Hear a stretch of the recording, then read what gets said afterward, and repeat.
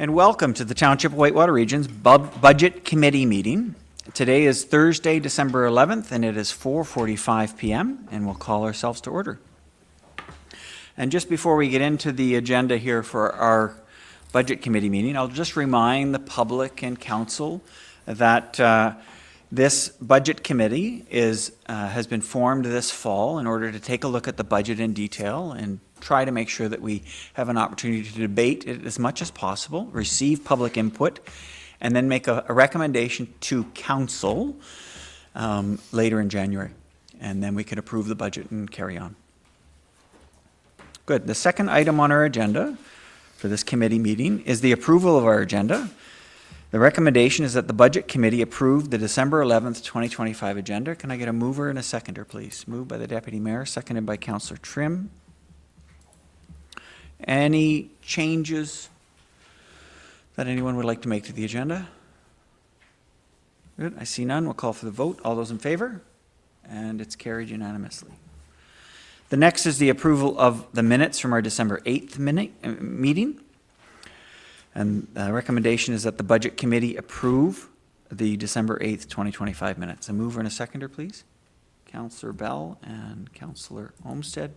Is there any errors or omissions that anyone's noted in the minutes that I'd like to highlight? See none. We'll call for the vote. All those in favor? It's carried. Unanimous. Thank you. Next item, obligatory request for any declarations of interest with respect to anything on the agenda. Is there any declarations from any member of council? Perfect. If there is at any point in the meeting, please just advise myself or the clerk. None noted. Next is the public meeting, the reason we're having this tonight. And just from a procedural perspective for the public, we are legislated to ensure that we have public meetings specifically for this nature and for the building fee schedule. Therefore, it's necessary within our committee meeting, we have this formal public meeting. So I will declare that the public meeting has now been convened at 4:48 p.m. in order to hear comments and receive information from the public regarding the proposed 2026 draft budget and the 2026 building fee schedule. And within the public meeting, I will start it off with a recommendation that the Budget Committee receive public input and direct staff.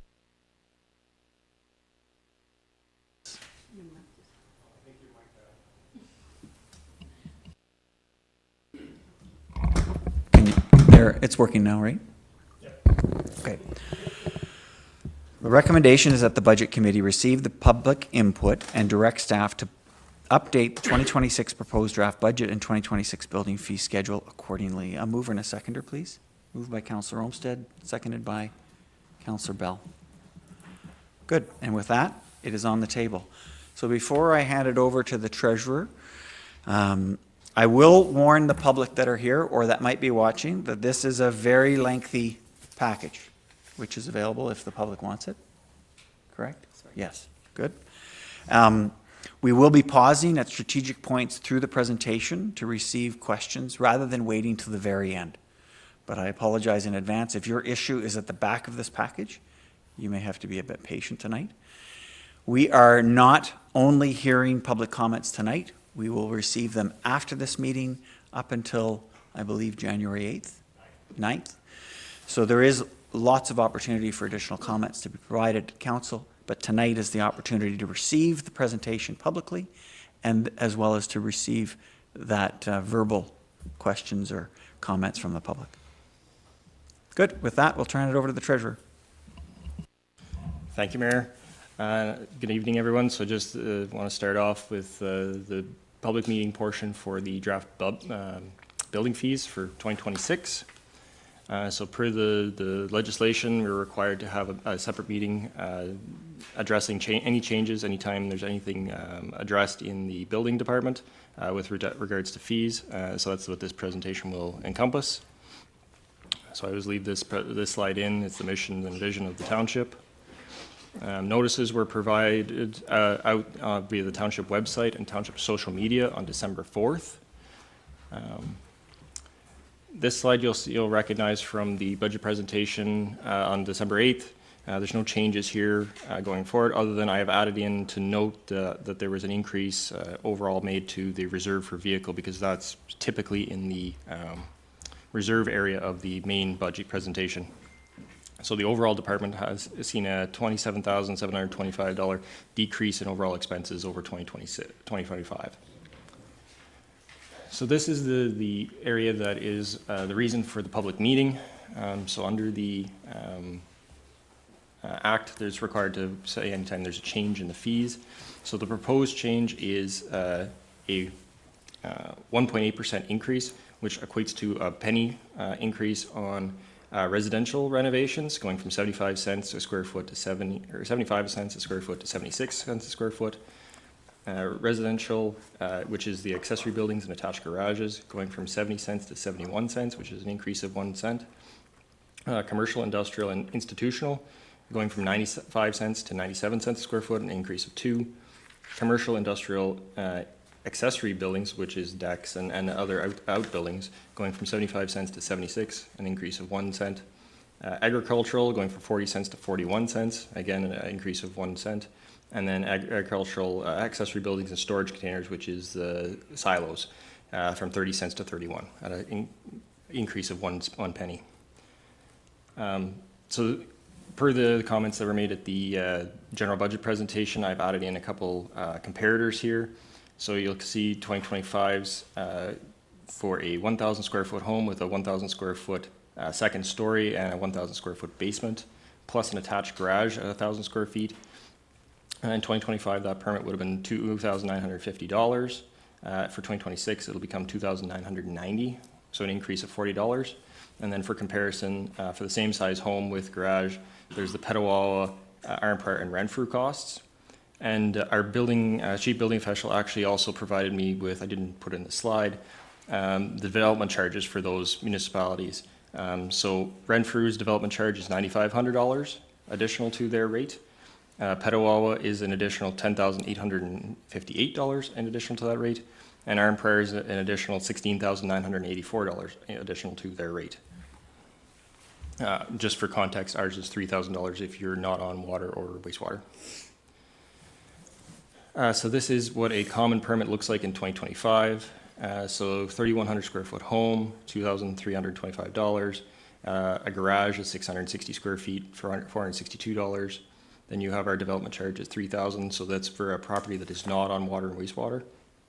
Then the building permit deposit, which is paid and then refunded once completed, which is $1,500. The septic permit at $550. Entrance permit, if required, of $125, and then a civic address sign of $175. So a total on day of actual issue the permit would be $8,137. And if the permit is completed within the 2-year period that is allotted, then they get back their $1,500 deposit, so the net would be $6,637. So through the department, the revenue for 2026 is budgeted at $188,500. Total expenses to operate the department is $252,100, creating a budgeted shortfall which would be funded by the levy of $63,600. And now's the opportunity for any questions. Perfect, thank you, Treasurer. Is there any members of the public that are here today that wish to provide any feedback or comments with respect to the presentation that the Treasurer just provided on building fees? Excellent, I see none. And I'm just going to ask the clerk, did we receive anything that you wanted to put in the public record at this point in time in writing or? We received no comments. And virtual? Nothing.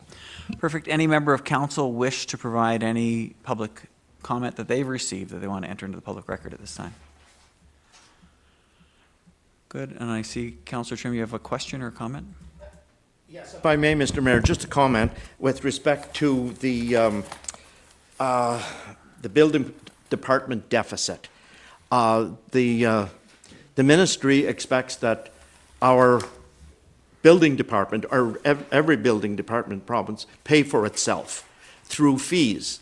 Now, we as a council have decided that if we were to balance the building budget, the fees would be more than we feel that would promote development. So in this case, we're running this year, we expect to run, and that may not happen if there's more permits issued than we think. But we expect to run the deficit of $63,000, which means that all of us in the municipality, and I think this is great, all of us in the municipality are, through our taxes, a little bit, promoting development in our community. So I just wanted to make that clear for the public here and anybody watching. That's what that number means. Thank you, Mr. Mayor. Excellent. Thank you for those comments. Anything else from council at this point? Good. I welcome the public, members of council, to enter any other feedback that you get between now and January 9th to the clerk and the treasurer, and that way it will be part of the package before we deliberate on voting on this in the end. Good. That moves us on to the second presentation. Again, due to legislation, we have to deal with building fees separate. The next is a complete draft budget overview. You will see, the public will see building fees repeated in here, but we will just gloss over it as we have just completed that portion separately. Back to you, Treasurer. Thank you. So yes, this is a all-encompassing budget presentation following the general operating, capital, water, and wastewater, as well as user fees. So for all of council and all of anyone who has watched the presentations before, for the most part it is the same presentation. There's been a few tweaks and edits, and that's why I provided a new copy to all council. Again, we always look at our mission and vision whenever we are creating a budget.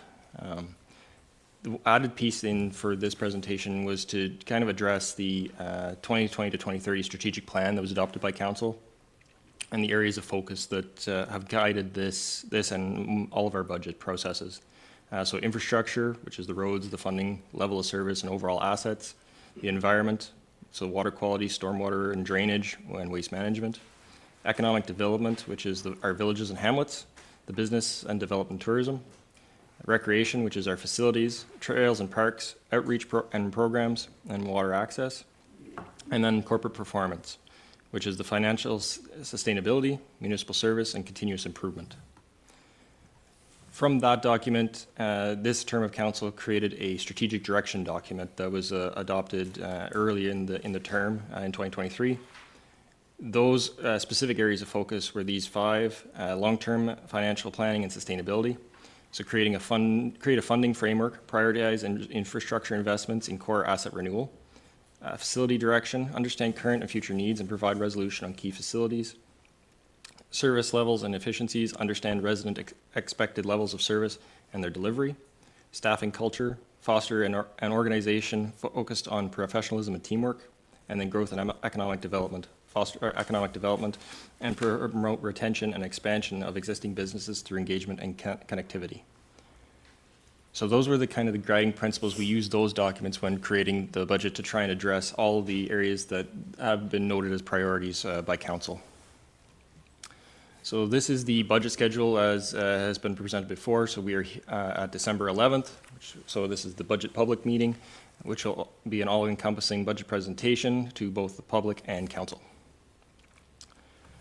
So on September 16th, due to changes in legislation, this became a mayor's budget and was brought forward by the mayor as his direction for how to put the guidelines for the budget for the year. So a summary of that for the budget was we were to present a 5-year budget with a 5-year budget forecast addressing inflation, the cost of living adjustments, maintaining levels of service, asset management plan forecasted increases of 4.2% per year. Our OCIF, OMPF, and CCBF allocations, those are grants that we receive every year, 1 for operating and 2 for capital. OPP, which is a billing for the OPP service that we receive. County Renfrew, Ministry of Education forecasted increases, so those are the ones that you'll see levied on your tax bills. And then the estimated annual assessment growth. As you'll see later on the presentation, which is projected as 0.9% for the year. As well, in amongst that 5-year operating side, there's a 5-year capital funding projection, which is included in the following slides, as well as for water and wastewater. And then assessment growth through the taxation generated from new properties is included in the 2026 operating, which has been done. User fees and charges increase in alignment with inflation, with subsidies supporting ratepayers only and a contribution to capital investment needs. The 2026 budget considering feedback from the community, council members, and direction to the mayor prior to the end of 2025. This meeting is what is addressing that request. And then the proposed changes to the budget align with the overall objection of inflation plus capital infrastructure reinvestment, with a net tax requirement of no more than 7% and not to exceed 3.4% of median household income. So this is an affordability factor, and I'll speak to it a bit shortly in the next slide. And whenever we talk about that affordability factor, it is to be inclusive of county rent-free levy, the OPP levy, and the Ministry of Education levy.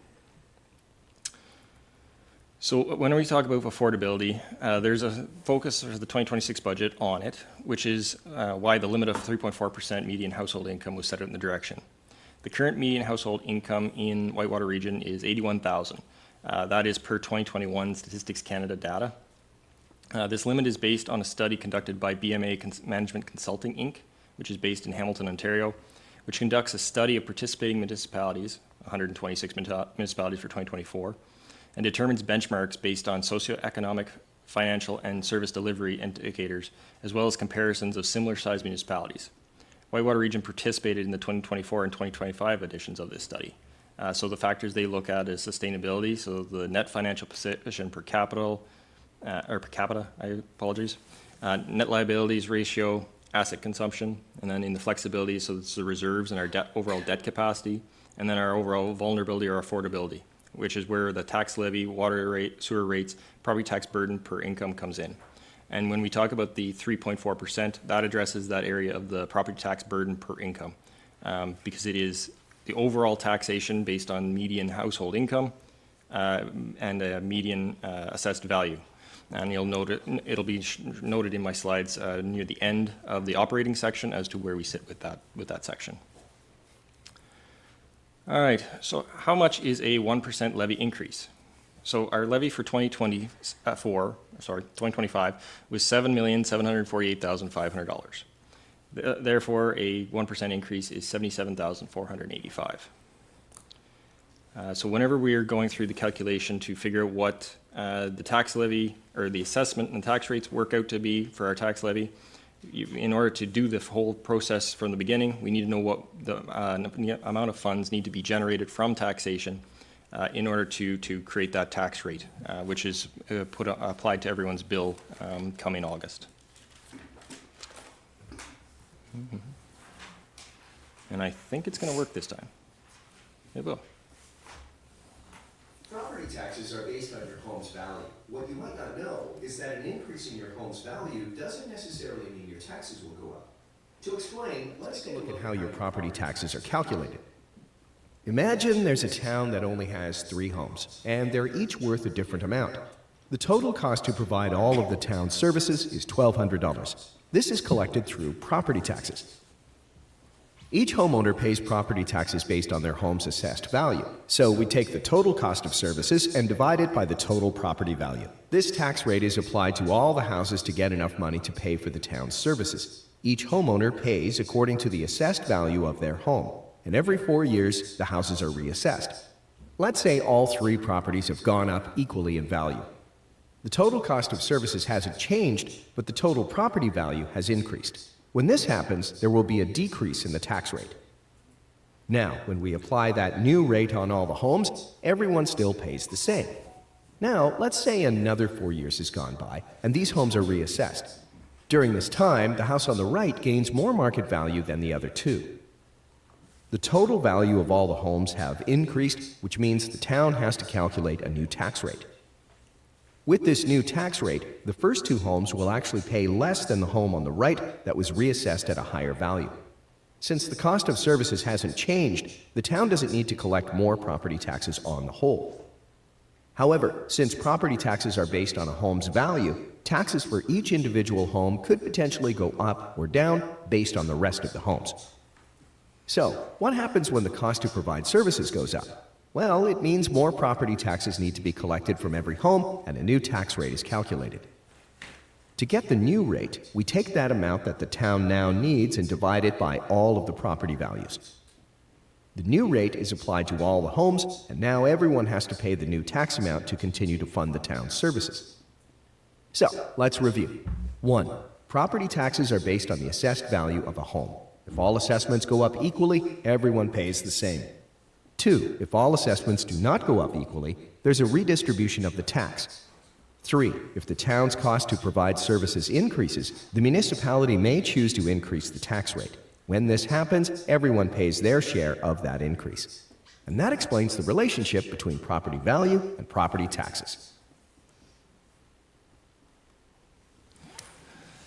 So that was just an info video that was provided by MPAC a number of years ago as to how the calculation goes. I will make note, though, that I just received no word this morning that there will be no change of the assessment again for the 2026 taxation year, and they also have not provided any deadline as to when we will see the next assessment process being completed. So we're still working off 2016 assessment values. I also received word that in that same letter that the education rate will remain as 0% increase for the 2026 year. So all the projections that are done in here have been confirmed. The only one that is waiting on finalization is the county portion. So going back to this, so how is the levy calculated? So we do have a difference of looking at operating and our capital. So our total expenses, less our grants, less user fees, less transfers from reserves, equals the levy. And that is the amount that needs to be requested from the taxpayers in order to provide the services that the township provides. So what does the levy not cover? So the capital is not covered through grants. So CCBF, OCIF. So CCBF is the Canada Community Building Fund. OCIF is the Ontario Community Infrastructure Fund, and then we have reserves. Operating not covered through grants, those grants that I mentioned is OMPF, which is Ontario Municipal Partnership Fund, and then Canada Summer Jobs. So this is the 2025 breakdown of every dollar collected through taxation. So every time there's a dollar on your bill, 13 cents of it goes to education, 9 cents of it goes to policing, 47 cents is held by the municipality itself for all the services we provide, and then 31 cents goes to the county. This is an overall comparison where Whitewater sits in comparison to the 17 other municipalities in the county, plus the city of Pembroke. You can see we're pretty well in the center. The orange line represents the increases that we're seeing in 2025, comparable to other municipalities. This slide has been added to the overall presentation. So the data in the blue line, columns are still the exact same as the prior chart. However, the orange line, it shows the median household income of all of the comparator municipalities. When we did these comparator municipalities, we looked at municipalities that have comparable services. Those services are roads, arenas, water, wastewater. The only one I'll note that doesn't have an arena is Killaloe, Haggerty, Richards. However, they do have water, wastewater, and outdoor rink facility. So key highlights before we get really into the nitty-gritty of the presentation. So the operating increase is looking at a 1.6% increase net of growth. So our municipal portion is 1.6. That's based on inflation pressures. So 1.8% average June over June based on Statistics Canada data. Our annual insurance increase and health benefits increase, which is part of our health insurance. And then OPP. So the OPP portion itself is up 11% over 2025. But due to the 2025 reserve contribution that was created whenever we passed the 2025 budget, there is a 0% impact on this 2026 budget. The amount that was put to reserve remained in reserves to level off the 2027 budget, and I'll speak to that a bit whenever we get to that section of the budget.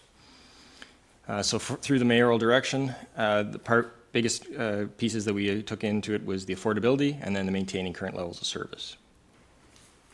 Capital increase per the asset management plan passed in 2022 is 4.2%. So the funding sources for that is the Ontario Community Infrastructure Fund, OCIF, Canada Community Building Fund, CCBF, and then taxes, reserves, and reserve funds. And we follow the same criteria we always have. The must-have can't fail, timing is right, annual replacement is then strategically important. So the first slide we always look at is our operating transfers to reserves. The only one in here that is capital is the building administration one, and that is for the purchase of a new vehicle. And the reason we put a chunk of that to reserve through the operating side is because it is based on the user fees and based on that amount that we have to disclose how much is being funded by taxation or how much the building department deficit is. That is included in this, so that's why it's in this section of the budget. So since this is an election year, there is no need to put anything to reserve, so you'll actually see that money being directed directly into the election expense for the year. Flood and emergency measures is down 5. The building admin, like I've mentioned, is up 13. Waste, after we've done a reconciliation of the waste accounts, is only down $970. Land for post-closure remains the same, which is an amount based on our consultants for the future retirement of our landfill. And then ORPC, that is down just due to the fact that there was no dividend issued in 2026 or 2025, and expected. I think 2026 is the exact same. So the only thing that would be in there is the interest earned on our promissory note with ORPC. The next one we look in is salaries and wages. So the total wages for the year over 2025 is $4,372,650. FTE is 36.26. That consists of 32 full-time employees, 10 casual employees, and 7 students. Our volunteer hours has gone from 8,750 to 10,030. So there's 88 volunteers. And again, per council request, I put in a breakdown of how those hours were attained. So we have incident hours at 1,800, training at 2,160, certification hours at 4,150, and then maintenance at 1,920. I will note that the total amount at the top includes our COLA, and then the volunteer firefighter hours are not included in the overall FTE hours, just due to the fact that they are volunteers and they all work different hours. If you were to do that, the hours themselves don't equate to the FTE count because they are volunteers. So this has been updated since the prior presentation. I realized I hadn't updated this specific slide or table, and the prior one, that's part of the changes the council will see. Just to match in, and actually Councillor Olmsted had kind of noticed it, and I didn't realize it at the time, is that the presentation, I hadn't updated these tables, but had updated the main number. So the total for the general side of taxation is $4,299,800 in the total change. And this is the FTE comparison for the general government side. So you'll see we're down 1.56 overall employees equivalent. Big changes are in the transportation services and parks and recreation. Wastewater seen just a slight increase of 72,850. So you'll see there's 52,300 in water and then 20,550 in wastewater, and those are small percentages of overall staff wages. FTE did not change for the year.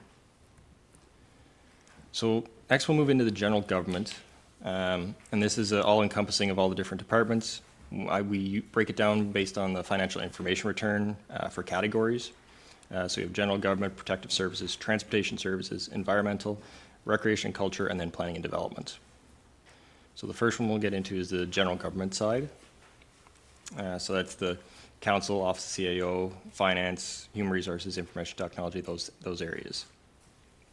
So council, there's a total increase for 2026 proposed of $14,475. One portion of that is salaries. The other portion of that is the allotment for the 25th anniversary of the township, which occurs in 2026.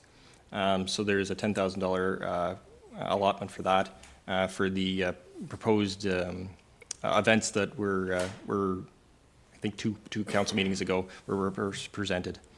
The Muskrat Watershed Council sees no change at $5,500. Administration has a total increase of $199,125.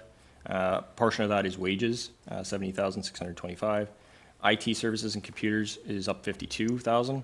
That $52,000 includes for my original first presentation, there was $30,000 that was proposed for computers in the year, and that has been reallocated from the capital budget to the operating budget, hence why the increase is seen here. Election is up $30,000 because it is election year, but the impact, overall impact on the budget is less due to the fact that $22,500 would be slated to come from reserves to fund that election. So there's only a $7,500 impact to the 2026 budget. Audit and legal lines go up $20,000 over 2025. Asset management is new for the year, $15,000, and that's to help the municipality meet the guidelines that are required through legislation through OREG 58817 to do annual reviews and reporting to the ministries for asset management plan. And then finally, staff training is up $9,000 over 2025. Admin billing seen a very small change, and mainly that was just due to a hydro adjustment. Protections to persons and property. So this is the fire, policing, emergency measures, building, animal control, and bylaw enforcement. So the first one we'll look at is fire. So that overall department would be up $71,100. Majority of that is due to wages increase, and that ties back to the overall hours increase that I had noted before. The other increases are the PPE repairs and maintenance, equipment repairs and maintenance, and then hydrant repairs. And then we move into policing. So policing, due to the fact that we were able to put a chunk of money away in reserve, just due to the uncertainty with the policing and with the direction that the province was going to take for 2026, for the 2026 year, we actually resulted in a net zero change to the budget over 2025. But I will note that the 2026 billing, without that 11% cap, would have been $1,365,068. You can see that their capped amount, which was capped by the province, and I have got confirmation that the province will actually be funding that, so it will not be coming back to our bill in the future. It is funded for the 2026 year of $183,706. So it makes a total payable for 2026 of $1,181,362. I've done the projections for 2027 based on the current salary negotiated increase rates of 2.75, which was negotiated by their union. Based on the numbers that were provided to me for 2026, it would be between a 4.3 and a 4.8% increase, depending on the 2025 reconciliation. So it would bring us to about $1.26 million. So we would see about an increase of a little over $56,000 in 2027. But that's where the amount in reserve can come into play and work that out over the next 2 to 3 years and buffer, because 2027-28 will be another negotiation year for their salaries again. So we could potentially see another bump again. So it'll just kind of level out the levy and avoid spikes due to this unknown one that is not in the control of the municipality. So I'll just speak quickly here about the building department since it was already presented earlier. So contracted services, over wages go down, contracted services go up due to the fact of the removal of the building inspector position, but the creation of a contract position. These are the fees, non-changed from the first presentation that was done. This slide, again, same as the other presentation, an increase overall of $40 if you had a 3,000 overall square foot home where the main floor, second floor, and basement are all 1,000 square feet, plus the garage. And the comparators, the Pembroke, Arm Prairie, and Renfrew. As well as the overall comparison, or what a common permit looks like. And then no change here, $63,600 is the amount funded by the levy. So under emergency measurement, there's animal control and bylaw. This department, or this chunk of the budget, generally does not change very much because we've had very good luck with the contracts and other pieces that are involved in this. So emergency measures only sees an increase of $625 due to salaries, $375 for bylaw enforcement, again salaries, and then animal control $125. Transportation. So this is our roads, streetlights, and airport. So for the roads department, there's actually a decrease in year of $110,950. Those changes came out of fuel, down $50,000, wages down $43,575, Building repairs and maintenance down 20, or sorry, equipment repairs and maintenance, apologies, down 20,000. Cold mix asphalt down 20,000. Roadside spraying down up 14.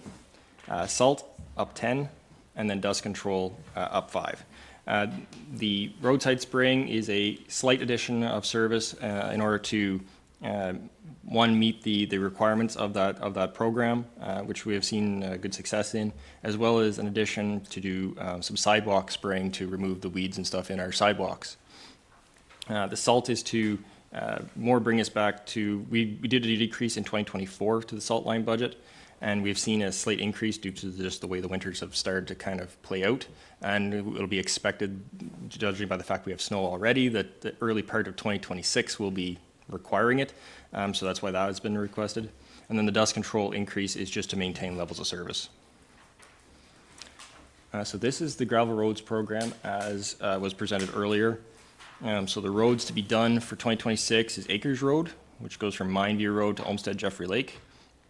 Garden of Eden Road, so Godfrey Road to the gravel section, and then turn the DST section back to gravel due to its condition. Broome Road, Elmac Road, Deserta Road, which is from Lookout Road to Pleasant Valley, and then to Hawthorne, same road, the two sections of it. Nangor Trail, and then Point Trail. If you're in the general public and watching this online, it's the red line is the 2026 amount. Treasurer, I'm just going to pause you there for a second. Can you just explain why gravel, the program for gravel is in the operating plan, but double surface treatment, asphalt is in the capital plan? Yep. So the gravel road program, under the TCA, gravel roads are not technically considered an asset under that piece because the gravel can work away and go away. There's no finite or expendable life to it through amortization, because there's no big input cost at the beginning that you have a period of time where there is no maintenance to it. A gravel road is a constant maintenance item, so that's why it falls under the operating side. So we renew the roads with adding gravel through operating, but it's never really creating a new asset that's amortized over a period. Good. Last comment. How many kilometers is our level of service in terms of redoing gravel roads each year?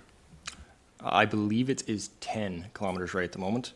And this budget includes it up to 11.2 because there was a little bit of chunk of roads that was not able to be completed in 2025 that have been added onto here, and that we're going to move the revenue from 2025 into 2026 to ensure those roads, we continue with that same level of service.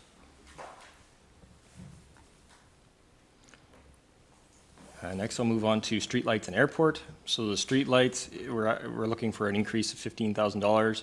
A big portion of that is due to hydro. We are doing currently a wattage usage audit to ensure that the streetlights, due to the LED conversion, are using less power, and that is just the rates that have gone up that are causing this increase. But staff are actively engaged in trying to determine that, and potentially before rate time comes, there may be an opportunity to come back to council and say that this has decreased, and then have a adjustment to the overall budget at that point in time. The other item that we've added in here this year, due to the fact that we've now completed the debenture process for our solar panels, is $5,000 for the solar panels for solar repairs, in order to ensure that those items that generate us revenue can continue to generate us the revenue that they should, and that we don't have an asset that's been paid for but is not producing the level it should. Airport requisition, so that's just for the Pembroke area airport. There's no change over 2025 due to the fact that they are limited to their overall increase, and we are still within that limit. Environmental services. So water and wastewater are talked about in a different section of the budget. So in this area, we'll be talking about recycling, waste, and then landfill. So first off is recycling. So there's a decrease of $127,475 of recycling. That's due to the fact that recycling as a whole for residential properties is no longer the responsibility of municipalities. So since it is no longer a responsibility, we no longer have a contract to do the collection for that. However, some of the cost has now been borne by the garbage collection side and transferred into that area due to the fact that we still will do the collection of garbage, the 2 bags per week for garbage collection. So the increase of 36,675. And then our landfill sees an increase of 26,100. The big movers in that area is $9,600 for wages. Equipment repair goes up 7,000, and then grinding has an increase of 7, and that's to maintain the level of service in the grinding area.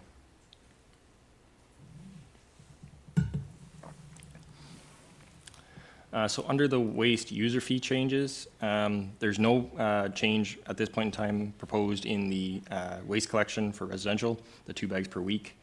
168 still remains. And then the recycling collection for ICI properties is proposed at 416. There was a proposal from council to consider the change to the program and include it in the main waste collection charge, which would take the 168 to 181.90. We are currently waiting review back from our legal to see what the eligibility and ability is to actually do that change. And so we'll bring that back to council on the 14th of January with that point in time. So the landfill user charge, so these are the actual tipping fees and stuff that goes across the scale at the landfill. Minimum charge, so you're under 200 kilograms, it will go from $21.50 to $22, so a 50-cent increase. Tipping fee will go from $107.50 to $110, so an increase at $2.50. Same thing with sorted construction and demolition, trees, large branches, and timber logs and roots. Agriculture, plastic, bale wrap, and boats, they all see the same piece. They're all charged the per ton rate. Unsorted loads, which is anything that's mixed material, still will have the same 2.5 rate, so it'll go from $268.75 to $275, a $6.25 increase. Roughly equates to about a 2.33% increase. Recreation and cultural services. So first we'll look at our parks. So operating expenses increased for 2026 a decrease of 13,100. That's mainly driven by wages, a decrease of 17,500. And then our grants side, which is our recreation grants, up for an increase of $4,000. And that's to continue the programming that was initiated in 2025 for the children's camps. Recreation facilities, these are our ice arenas. So increase overall of 46,500. The biggest driver to that is the change to the water wastewater rates, creation of the 10 times high commercial tier 2 rate. So it increased the water sewer rate by 20,250. Wages are up 14,004. Ice related itself is up 7,000, and then insurance up 4,700. And then I did a quick breakdown of the facility cost less wages. So the Cobden facility is 71,325. Cobden ice operations 95,530. The Beachburg facility is 44,500, and the Westmeath facility is 31,400. Beachburg and Westmeath are both noted there because through council's commitment to maintaining the buildings, that's where the amount allocations are for those. Beachburg is only higher, but due to the fact that there is a amount paid for water through that facility that is paid by the township for that agreement. The Cobden facility includes all pieces with us operating the facility, which is the cleaning, other half of hydro, other half of water, and all the other operations of that facility outside of the ice itself, including the hall and the slab during the summer. So there's a few changes here to the recreation user fees. So I'll just kind of highlight the new ones or the main ones. So the ice minor alert rate looks to go from $119.51 to $125.48. So it's an increase of $5.98, a 5% increase. A new rate is the ice minor in the non-prime time of $100. School weekday, again, 5% increase. Cobden birthday party rate, so it's to create a rate for 1 hour of prime ice and 2 hours of hall rental at a flat fee of $225. At the creation of a discount for anybody who books last-minute ice within 48 hours of use. And then a surcharge of 20% for ice fee for non-resident bookings, which would be an increase to the addition of 20% to any of the above fees that you see. Not too many changes here other than the overall 5% increase. Same thing for slabs, the Cobden Ball Diamond, and the basic hall. And then one change in here is that the Cobden, it was requested for the Cobden Kitchen to have a rental hourly rate, so it's proposed at $25. Tourist booth and economic development. The increase in this department for tourism of $6,725 is proposed to address building repairs and maintenance items, eave troughs, doors, windows, things like that. Economic development is looking at an increase of $40,850.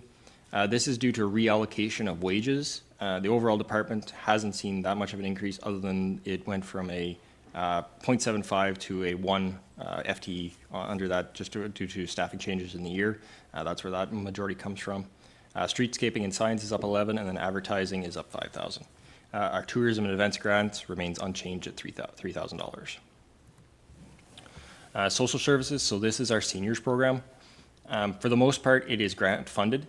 However, we do own the building that the seniors program operates out of. So it's proposed for $11,750 increase, and that's to have a cleaning contract initiated at the building due to its use over the library in order to keep it clean and keep it operating. And then there are building repairs and maintenance just to do some changes for accessibility and things like that of $6,000.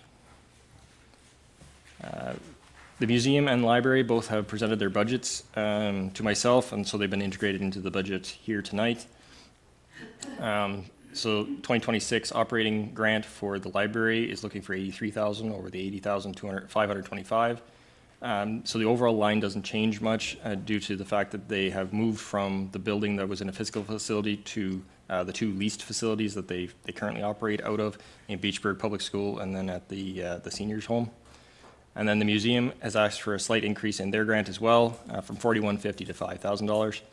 The biggest change here is the operating expenses to go from $6,950 to $13,100, and that's due to the fact that there's 3 buildings there that they operate out of, and they're definitely showing their age, so they're looking for some money for repairs and maintenance.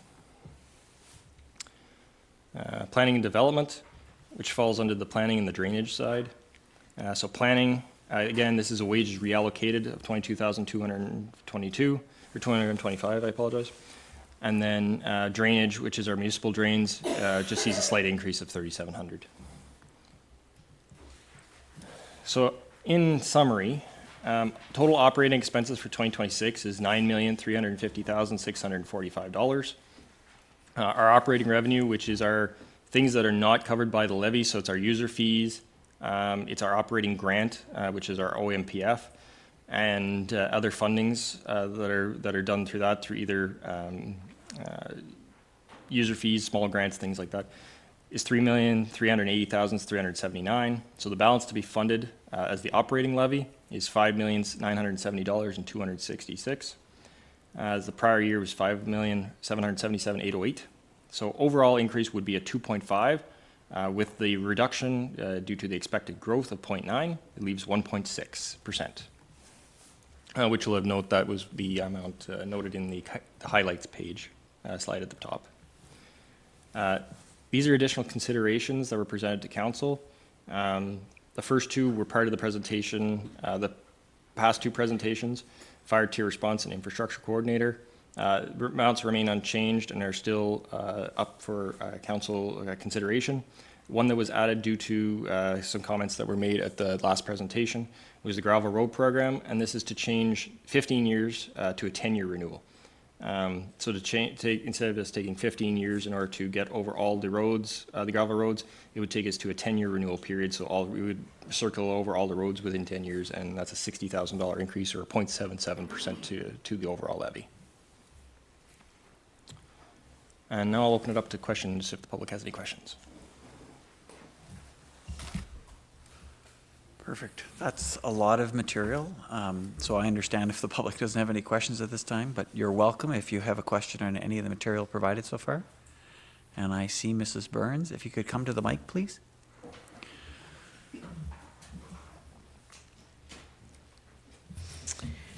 Hi. Yeah, I noticed I didn't see anything in this budget about consultants.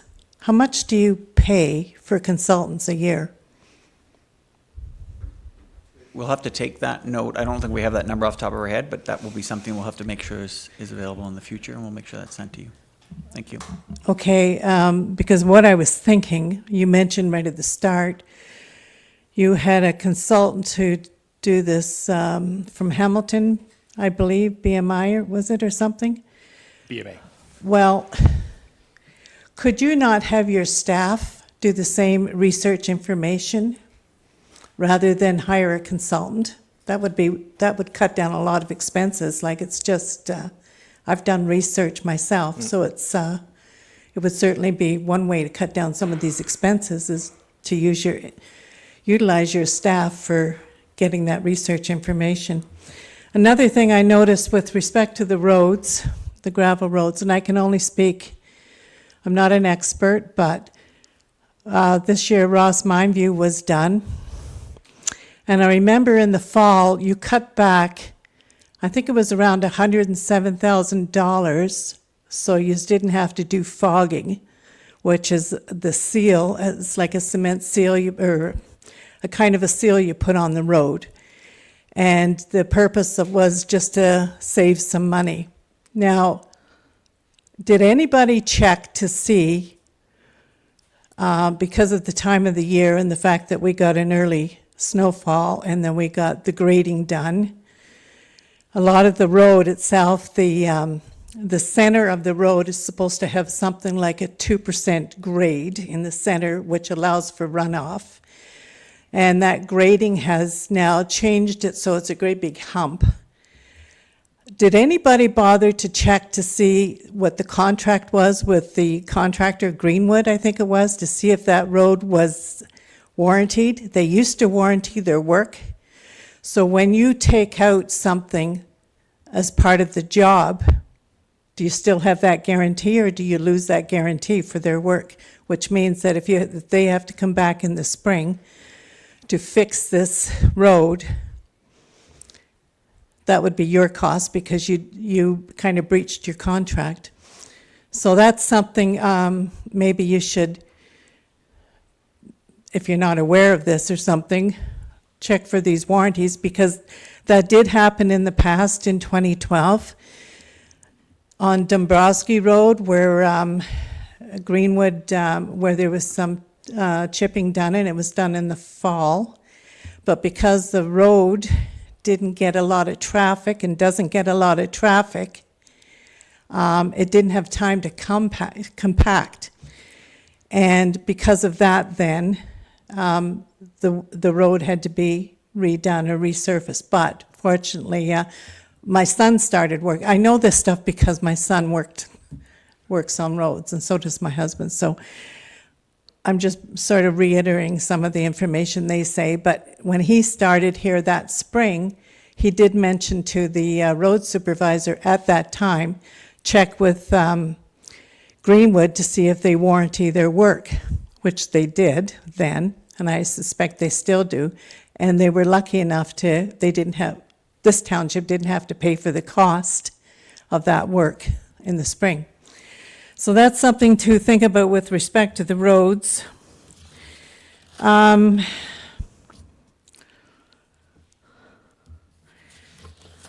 Policing. Well, policing, I'm curious, you said 11% increase with the policing. Now, I understand, like, you have Pembroke that does part of it and Renfrew. So how is that divided, like, with that 11%? So do other municipalities pay that same percentage? You know, for, like, say, from the Renfrew side, you've got Horton and maybe, I don't know how far it goes, McNabb, maybe Admaston and stuff that's covered under Renfrew. Do they pay the exact same percentage, like 11% increase? Please, They if do. you could, Treasurer, just give a general comment Yeah, back. so for that question, so they actually provide us with a report or annual billing every year. It's based on our calls for service and our general area and population. So they actually divide out the total cost for the entire province and prorate it all by number of residents and number of properties. So we pay for our portion of properties and our number of calls within our general area, which is attributed to the township itself. So it doesn't matter about the detachment is done, it's a general OPP as a whole. And to your point, a question about the 11%, the province has actually capped everyone at 11%. Without that 11%, it would have been about 23% of an increase this year, because we were capped at, instead of $118,000, which was our actual increase, that was kind of included into the 2025 budget, we would have seen another 181,000 is what the province has covered on our behalf to keep that rate from becoming over 24%. Okay. Also, with respect to income for grants, you probably don't have this with you, but how much, roughly off the top of your head, do you get a year for grants income? So OCIF is 817,000 for this year. CCBF is 236,000. OMPF is 1,313,420, give or take. And those are the main grants that are standard that we receive every year. We also apply for other grants, so I don't budget them in other than our allotment for Canada Summer Jobs, because we always apply for that every year and tend to usually get 1 or 2 students for a portion paid that way. But that normally comes into about $3,000. So when you get these grants, are you required to spend X number of dollars to be sure to get that grant the next year? Do they sort of have that hanging over your head? No. You're guaranteed that amount? That's correct. So the CCBF funding is actually negotiated by AMO every year in a contract. I believe their contract is either 5 or 10 years in length, and they negotiated based on all municipalities within Ontario, and it's based on population. OCIF is a guaranteed funding that is being phased in to municipalities like ourselves at a rate of 10% per year. It used to be 15% increase every year. We're at 10%. That one is a formula based, and it's based on the assets that we own. The core infrastructure assets, I will say. So it's not the arenas, it's the roads, water, wastewater facilities. That's what is the driver behind that funding. And then OMPF is a operational funding that is provided by the Ontario government based on the services that were downloaded onto the municipality and has existed for a number of years. That's just to help the operations to cover the services that the municipality has to provide that were downloaded by the province, one of which was policing. Okay. I think, and solar panels. How long have those solar panels been in for? Do you know, roughly? We talked 15 about- years?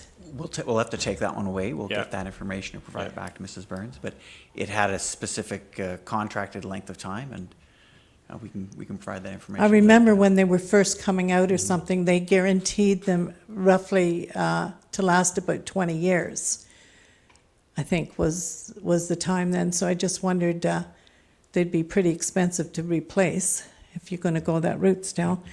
I think that would be, arenas. I noticed when I was watching your committee meeting the other day, the cost for these arenas and stuff. Did you ever consider going back to the outdoor rinks? You know, for a lot of these, like the kids need to get outside, they need the exercise, and you know, you got your community people. A lot of the parents work with the. They used to anyway work with the. Would volunteer to look after the rinks. So that would be something like maybe it should be considered for outdoor rinks. And some of your best hockey players started with outdoor rinks and skating on ponds and everything. Like, you know, it's not going to do them any harm. But to me, that would be, you're still providing the recreation for them, but you got to look at your cost factor involved. So it might be something to consider in the future. You're going to have to cut back some costs. So that might be helpful. And one more thing I'd like to say. I'd like to see that there's a lot of people here tonight, and I sent out a notice to as many people as I could, informing them, hoping they would watch your budget committee meeting and then learn from this and attend tonight. So I would like to suggest in the future to interact more with the public and have your public meetings at a time where the public can attend, like at 7 o'clock at night, you know, where it's feasible for everybody to attend, and have more interaction with the public, because there's a lot of talent in our communities, people that are retired from working with roads or working with buildings or whatever, and they might be, if you're willing to work with them, they might be willing to work with you too and give you some good advice, rather than these consultants and everything that would cut some of your costs. So that's my input. Thank you. Thank you, Mrs. Burns. I'll just provide a brief overview, make sure I didn't miss anything between the treasurer and the clerk. I counted 7 points. The first one was just a question about BMA consulting and the consultant costs that were used in that. The questions around policing and the 11% cap that the Solicitor General's put on policing costs at the provincial level. Comments about Mindview Road and the contract that was put in place with the contractor for that road, just to confirm if the contract, the warranty about the contract. Talked about income from grants, and I think the treasurer explained that. Your question about the solar panels, you had a comment about arenas and just the cost. Yes, council recognizes the cost of the arenas. That will come up again in the capital portion of the presentation, but it's noted, your public input. And the last one is just your suggestion for increasing interaction with the public. We appreciate your 7 points, and thank you for putting them on the public record. Good. Is there any other member of the community? Oh, sorry, treasurer, did I miss one? No, you didn't. I just want to make a comment for the BMA consulting. That one is actually probably one of the most beneficial ones that we've done, and the cheapest. It was only $1,000 to be part of that study. And if I can provide you with the actual document for 24 and whenever 25 is released as well. So it's a 500-page document, and the amount of information that's pulled all together would take a lot of staff time to provide. More than $1,000 comes through. It's a very valuable document that looks at a lot of different areas and compares everything from building fees to water, wastewater rates, taxation, home values, home overall equity pieces, and then actual incomes. And I can provide that to you, no problem. Yeah. If you'd like it. It's an incredibly valuable report. But yes, we can share that information. It is on the public record. Good. Any other questions from any member of the public on operations? Sorry, I'll come back to you in a second, Mrs. Burns. Anyone else? Good. I'll just ask the clerk, was there any notes or anybody that wanted to provide information virtually? So I received no comments or virtually or in writing For anything? the whole Yeah. thing, yes. Perfect. I just want to make sure I don't. Miss anything, yeah. And I also encourage the public, they can at any time. Good. And so, members of council, do you have anything that you want to put on the public record that you've received from a resident on our proposed operating budget? Good. Yes, Councillor Trim. Just quickly, it was mentioned by the presenter that, Mrs. Burns, that do we spend all of our grants? And I'd like to say that actually we spend our grants first. We eagerly await to find out how much is coming in, and then we put the taxes we raise on top of that, so that literally we spend the grants first, every penny. So just so you know that.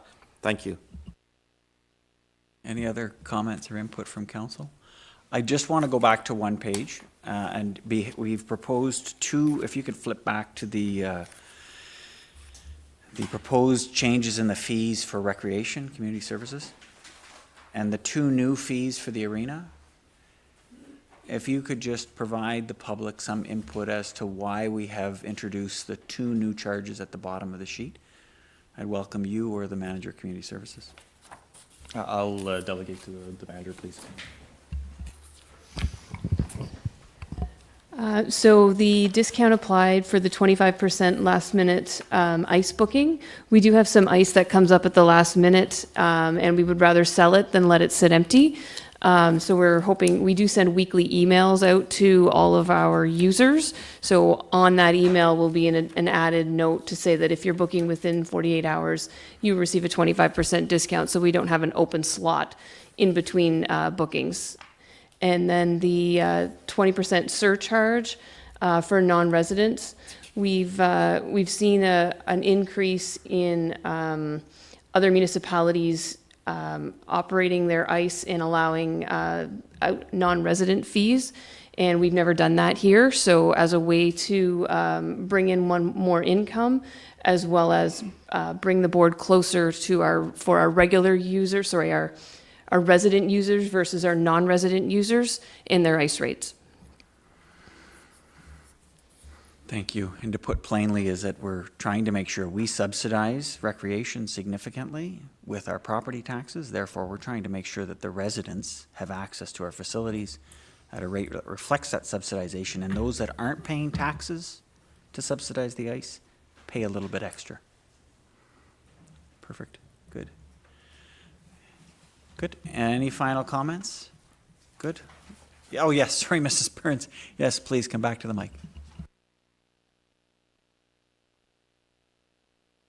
Yeah, I just wanted to ask, when you got that consultant information based on the housing prices, where was that? Like, where did he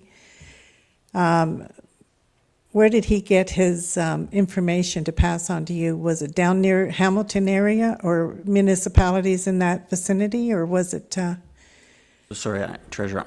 Well, can you provide just a little bit of general information, but we'll have to get the details to her offline just to recognize that this one is 500 pages. We could get right into it. Thank you. Yeah, so the information itself, it encompasses 126 municipalities. A large portion of them are in the southern belt, but they also compare them to municipalities in this area.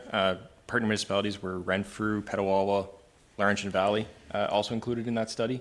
And then they compared that to Eastern Ontario, Western Ontario, in portions like that. And the information comes from a variable amount of sources. Statistics Canada is a big provider of the information, as well as information that comes from. So Southern Ontario, though, like, and that would be closer to Toronto, and your value of your properties and your land is going to be up. So they do different comparisons depending on the area. So like I say, Okay. they'll do a comparison of Eastern Ontario, and they won't associate that with the Southern Ontario. They try to break that part out so you can look at your general area as Okay. a whole, instead of, like you say, comparing to something that's in Toronto where it's completely different. Right, okay, thanks. Yeah, and again, that report is available publicly. I don't know if we've put it on the website, but it is. I search and can find it publicly. It is an excellent tool. It provides regional comparisons and provincial comparisons. So, good.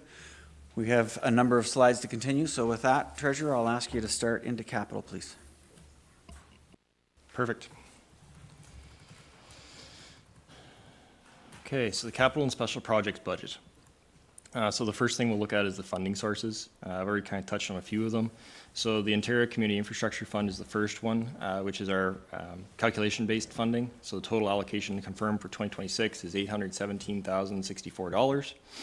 We allocate that, we break that allocation into two areas, one under general capital and then one under water and wastewater.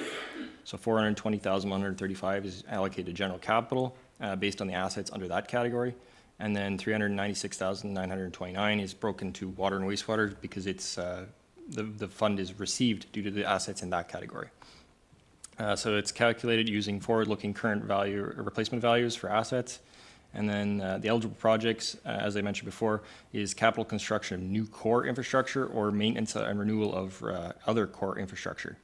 Asset management software and training is also covered. The key word here is core infrastructure. And as I mentioned before, that's roads, water, wastewater. Unfortunately, it doesn't cover things like arenas, and they've recently broke a little bit out of this to allow for fire halls, I believe. Canada Community Building Fund, CCBF, so $236,620. If you actually look this up for the under CCBF, you can actually see the allocations for Whitewater region for the next 5 years because it's all public information. So the eligible projects is the construction, renewal, or material enhancements of infrastructure. You notice they don't say core infrastructure, so this can be attributed to a much broader range of assets. The remediation and redevelopment of brownfield sites. Brownfields are contaminated sites within the township that need to be changed for their purpose. So we can change the site to be a new purpose. Say an extreme example would be a landfill that's turned into a park, or a gas station that's turned into a housing development. And then initiatives that strengthen the municipality's ability to plan for the future. So this is the area that's most, for the taxation side, is 2026 taxation capital. So the township expends $2,298,179 towards capital. So $1.212 million of that is generated from the 2026 levy. It's made up of $887,042 from the prior year's levy contributions, the 4.2s that have been added to the levy over the last 4 years. And then for the 4.2 this year, that equates to $325,437. In addition to that, what makes up the 2.298 is there's $1,404,625 worth of debenture payments, which are for assets that we've already completed and that we are still making payments on to finance. And then $81,131 is from debentures that have closed in 2025, and now that is added into money that can be expended for new assets in that period. Other reserves is our working capital, our development charges, and then our water and wastewater. So this chart shows the breakdown every year of what the township has put away for capital. As you can see, in 2016, very little to none, and then it slowly ramped up. There was a 1% per year allocation up to 2022, and then upon adoption of the asset management plan in 2022, the 2023 budget included a 4.8% increase plus the 1% capital increase for capital. 2024 just seen the 4.2. And then we started building from there again, 25, 26, and then we'll continue for 2027, and then limit out to 2020. The orange line that you're seeing on this page represents where we become 3.4% of affordability. So at that point in time, through discussions with the mayor, what would happen is the 4.2s would end in order to hold that affordability area, and we would just increase by 1% on the capital side to maintain that level of capital investment due to the increases of capital assets as the time goes on. So debentures and debt. So this is the general budget debentures. So I've actually done a few changes based on the last presentation that I gave. So I actually broke out what is under the general levy. So you'll see this is where the $1,004,000 comes from of total payments on the general side, as well as I've included the years that the original debenture was taken on by the township and the interest rate at which we are paying for it. The total payments amount is it needs to be budgeted every year. You'll notice the two debentures will end in 2026, the compactor drum roller and the grader. So that money, the $77,000 and the $32,000, will both go into that area for more future capital in the 2027 budget. And I'll note that the excavator debenture, if anybody's tracking from the 2025, was paid off in that year. I included this slide because this is the total debentures for the entire township. This includes water and wastewater. Again, I included years financed as well as the rates. And the reason I did this is actually for the next slide, because we have the estimated annual repayment limit, or our ARL. The ARL is a legislated piece provided by the Ministry of Municipal Affairs and Housing as to how much money each municipality can legally borrow or what they can pay back per year. And they set that at 25% of revenues. So you'll notice that our total debenture payment for 2026 is $1.5 million. The total revenue is around $15 million whenever our levy is included. You take off Ontario grants and Canadian and federal grants, fees for tile drainage, and then deferred revenue. So we have a net revenues of $12,884,000. We're only allowed to the maximum of have 25% of that revenue going towards paying of debt. Currently, you can see we have 1.5 million, so it leaves our estimated remaining value of just a little under 1.7 million.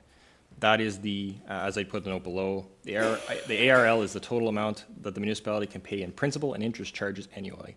It is not the total amount of money that we can borrow. It's just the payments that are dependent on that amount. And that amount is dependent on both interest rate and term and time of the loan. The reason that this is included for 2026 is because there's a total debenture proposed in the budget of 1.94 million for Crawford Street. Current rates are 4.33% for 20 years. So the total interest on that loan would be 980,500. And as our annual repayment for that loan would be $146,123. It would leave approximately 1.545 million as our annual repayment limit. Next, I'll move into the actual projects themselves. So through the request to create a 5-year plan and to determine a way of allocating funds for future years as to what level of funding each asset category receives, senior management staff broke out a listing based on the asset management plan of road network, stormwater network, buildings, machinery and equipment, vehicles, and then land improvement. And from that, the percentages of allocation were divvied out based on need as well as reasonability within the asset management plan due to the amount of the assets. So 50% was allocated to roads, 5% to storm, 10% to building, 10% to machinery and equipment, 20% to vehicles, and then 5% to land improvements. So the total levy, if you added up all the capital funding through the levy that we get, as well as grants, there'd be $1.4 million for roads, $142,000 for the stormwater, $285,000 for buildings, same for machinery and equipment. Vehicles at $570,000, $142,000 for land improvements, to a total of $2.8 million. The issue is that we have to account for the debt that the township has taken on in certain categories. So that's why you see this debt per category. So under road network, currently, there's $647,979 in debt, which leaves $777,000 for the 2026 available funding to fund projects. Stormwater network and buildings have zero debt currently. So 142,511 for storm, and then building is still 285. Machinery and equipment has a debenture of $110,000, or debenture payment, I should say, of $110,000. So it leaves $174,942 for 2026. Vehicles and equipment has a debenture of $141, so it leaves $428,254. Land improvements has no debentures currently, so it leaves a amount of $142, to a total amount to be used for capital projects in 2026 of $1.95 million. So under those categories, the first one we come to is roads. So the first place we look at is Crawford Street. So total cost just for the street itself is $890,000. Funded from that is $14,000 from that original $777. The Pinewood Park culvert cost of $40,000, funded is $40,000. Lackawanna Bay Road design, $50,000, fully funded is $50,000. And then Government Road, which is Fortress Falls to Fletcher Road, which is half of the overall road. This was a change from the prior presentation where we had a miscommunication in the listing of the road, is $660,000 as asphalt. And that is fully funded in the year. So this total, when all these are added up, leaves nothing in reserve to carry forward into future years. So part of the mayor direction was to create the 5-year plan. So this is a listing of assets that have been determined by staff to be in need of replacement and trying to be programmed in. However, you'll notice that in 2027, the annual allotment is $975,372. The opening reserve is $0, as I noted earlier. The Crawford Street debenture would come into the books in 2027 once it's completed, and that cost would be $66,000. So it automatically comes off that annual allotment going forward in perpetuity. As you can see, every year has that reduction. Projects that were projected for 2027 is $831,000 for Lackawanna Bay Road reconstruction, $81,600 for McFarland DST, Sutherland Road $168,300, Government Road, so it's the other half of Government Road from Fletcher to Port Powers Road, $737,000. Springfield Drive, $54,000. Gypsy Lane, $9,000. Snake River Line, $91,000. Alva Drive, DST of $25,500. Bromley Line Single Service Treatment of $357,000. If all those are added up, less the amount that was allocated, we are over in the project cost by $1.5 million, which means that at the end of 2027, we have more projects than we have funding for. So that becomes a determination from council as to how to best fund these projects or allocate them within the next few years. Opportunities for roads are limited other than certain grants and debentures. I'll quickly go through 2028. So 2028, you'll notice that I take the amount that was unfunded, bring it up to the opening reserve, so it becomes what's overfunded for the year. In 2028, we'd have $1.129 million worth of funding. The $66,000 would be taken off for the Crawford Street debenture as it goes forward in perpetuity. Zion Line at $1.0292 million. Cedar Haven Road at $167,504. And then Hume Street and Stewart Street, Hume at $408 and Stewart at $148. Turns that deficit into $2.5 million. And as you notice, as we keep going forward, the debenture or the deficit in funding grows to $3.77 million by the end of 2030. So the stormwater network, again, was noted there's $142,511. So the total project on Crawford Street has a cost of $460,000 for the stormwater portion, which leaves the debenture of $317,489. That debenture would then fall through, so there's no amount left for reserve. So it falls through and it has a $29,400 value for the following years in perpetuity for the next 20 years. So the 162 for next year would come in. There's no projects noted for 2027. So the reserve would remain with $135,935. That would carry forward to the next year and build with the contribution for that year of $177, minus the debenture, builds to a reserve of $284. That would then carry forward to the next year, and so on and so forth. And as you can see, by the end of the 2030 projection time, there would be a reserve of $411,880.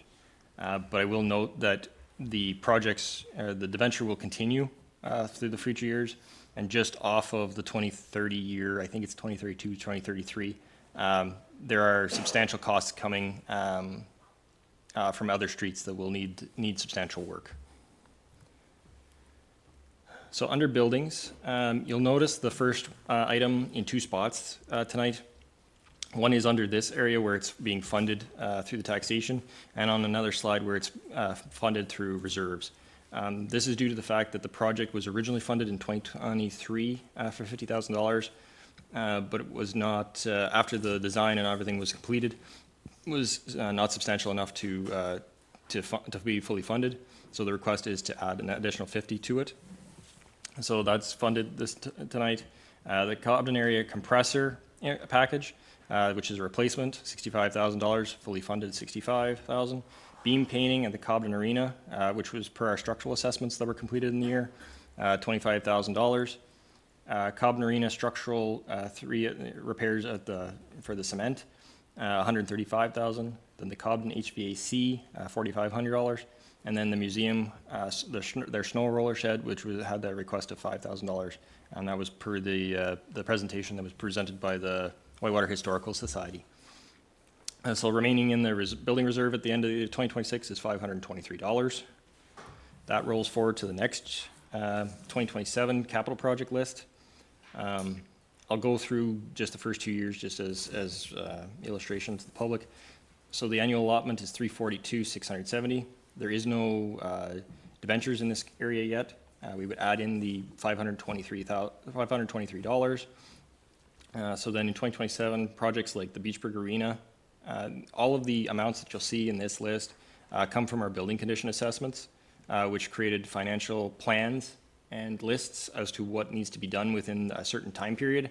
And they programmed everything out per year, so we summarized per building all the individual pieces and summarize them together to create these $1 values. So the Beachburg Arena requires $204,500 in 2027. Westmeath Arena needs $493,000. Cobden Arena, $83,400. The ice surface in Cobden, $165,000.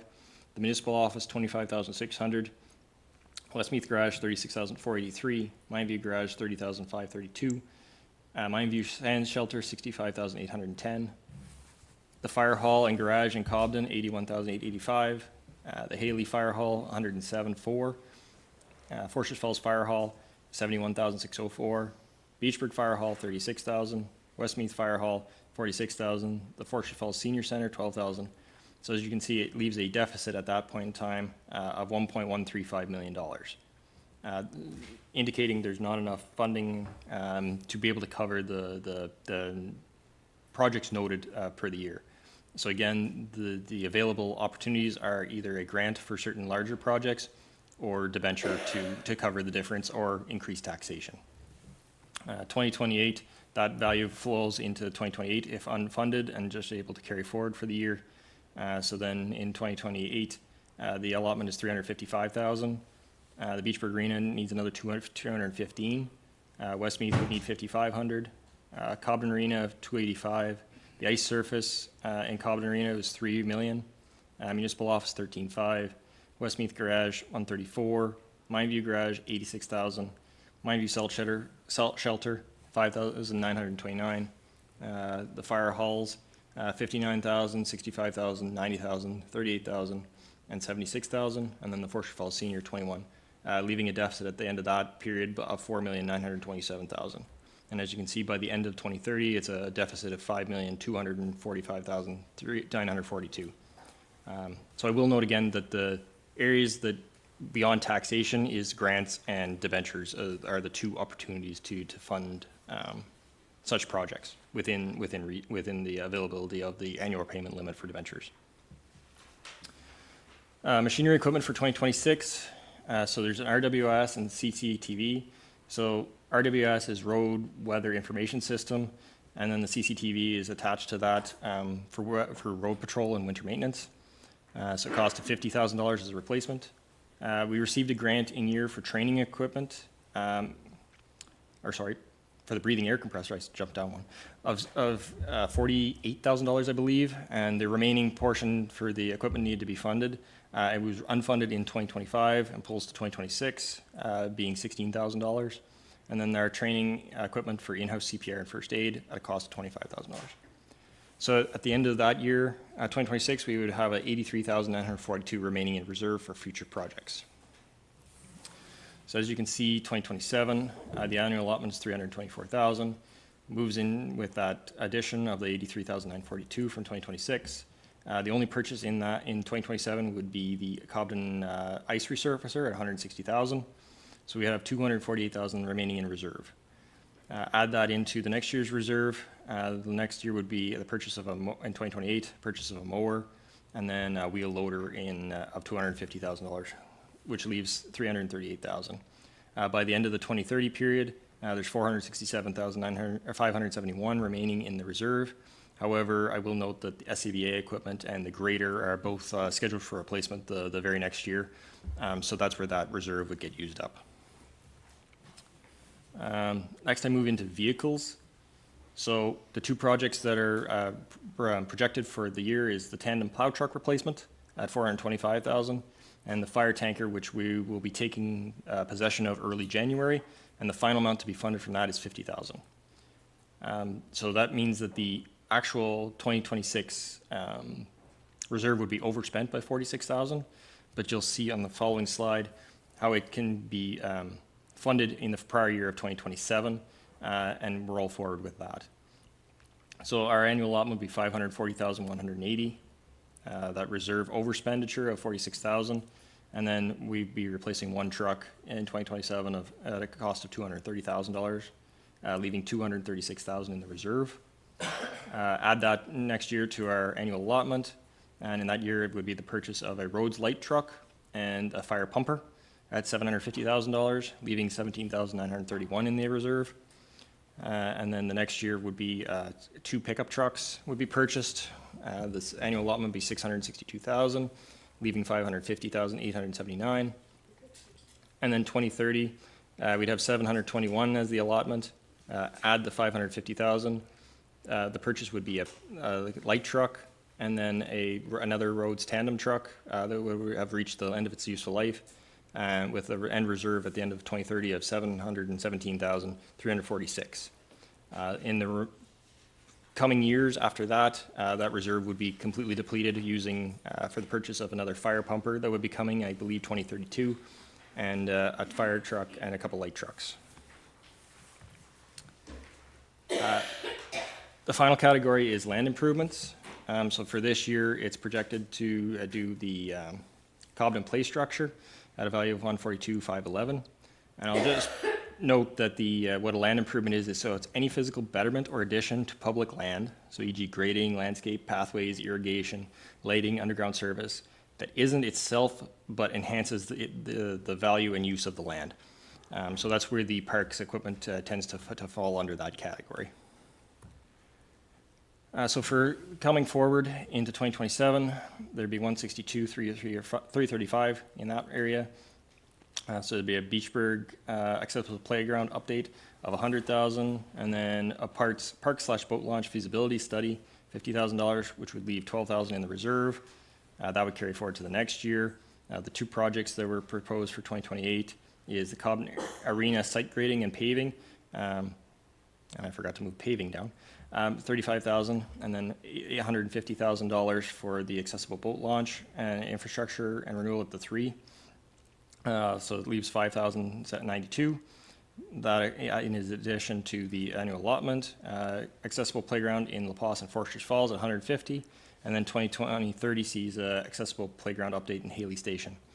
So it leaves 132,315 at the end of 2030, but then in 2031-32, there's the Cobden Arena grading and paving as $222,500.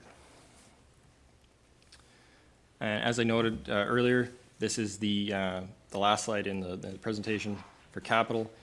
These are the projects that are funded through reserves. So these are projects that were prior funded in prior years, but were not completed in years. So we're bringing them back to council so that council is aware of the projects that will be completed in the year. The first one is a new project, however. It's the Ross landfill monitoring well. It is $35,000 able to come from the waste reserve. Website upgrade, $17,700 coming from working capital, because it was funded in 2025, and that's where the money has been deposited into. Furnace and HVAC has $50,000 from the building reserve. The fire tanker, $485,000 coming from the fire reserve. The total cost of the tanker is estimated at $535,000. Westmeath boat launch rehab at $100,000.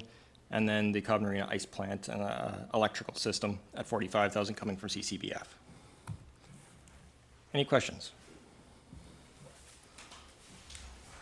Yes, thank you, Treasurer, for that detailed information. What I'd like to propose, and just to acknowledge, I want council to be 100% alert for any questions from the public on the next section. So we're going to take a short recess, stretch your legs, get some water, use the washroom, and then we'll be ready to take questions and comments from the public.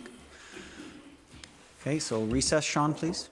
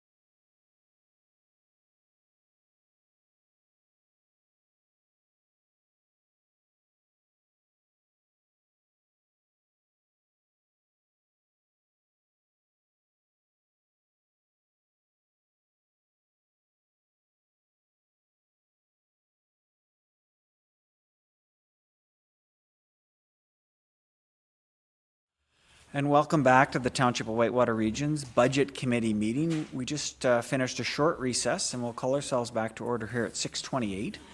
The treasurer has completed the presentation on capital, a very significant and detailed presentation that includes forecasts out for 5 years to give us an idea to make sure that we are spending the money on something that we know we can afford to spend based on the plan for 5 years.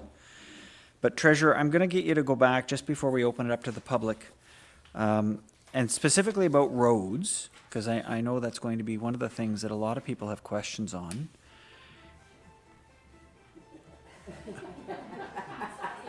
And that's our first question. Winner. Okay. We have this list of roads. Can you just offer some insights? I know the manager of Public Works is not here today, but can you offer some insights as to why the roads are listed in the order? Why do we have some roads in 2026, a list for 2027, another list for 2028? Can you offer some insight? Sure. So under my understanding, the pieces of it, it was mainly like PCI index, daily traffic counts, general condition at this time, and survivability of the roads was main determinations for the categories that they were put into, as well as trying to level out the overall affordability within the specific years. That's why you'll notice a lot of it was front-end loaded into 2027 and 2028. Because we do have a substantial number of roads that are in that poor to very poor condition. So that's what had been identified here by the manager of Public Works. Thank you. And the other thing I'll note is that just in the, you've got it up there. You can see in the remarks the difference between DST and asphalt. And just for folks that, for anybody that might be watching to know the difference, double surface treatment, which is traditionally what we have on most of our roads. I think 130 kilometers of our network is DST, double surface treatment, with some of it being converted to triple surface treatment to get some more life out of it. We have very limited kilometers of asphalt, 50 kilometers at this time, but you can see that we're proposing to start using it where we believe we have the highest use. The challenge with asphalt is it's almost double the cost of DST, which makes it a very expensive investment. We want to make sure we're putting that money into the right roads and to ensure that they survive as long as possible. Good. I won't offer explanation of the others. We could talk about the others for another 2 hours.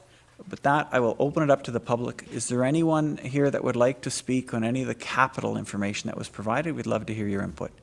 Excellent. I see my first gentleman. If you can just come up to the mic, introduce yourself for the public, and offer some input, please.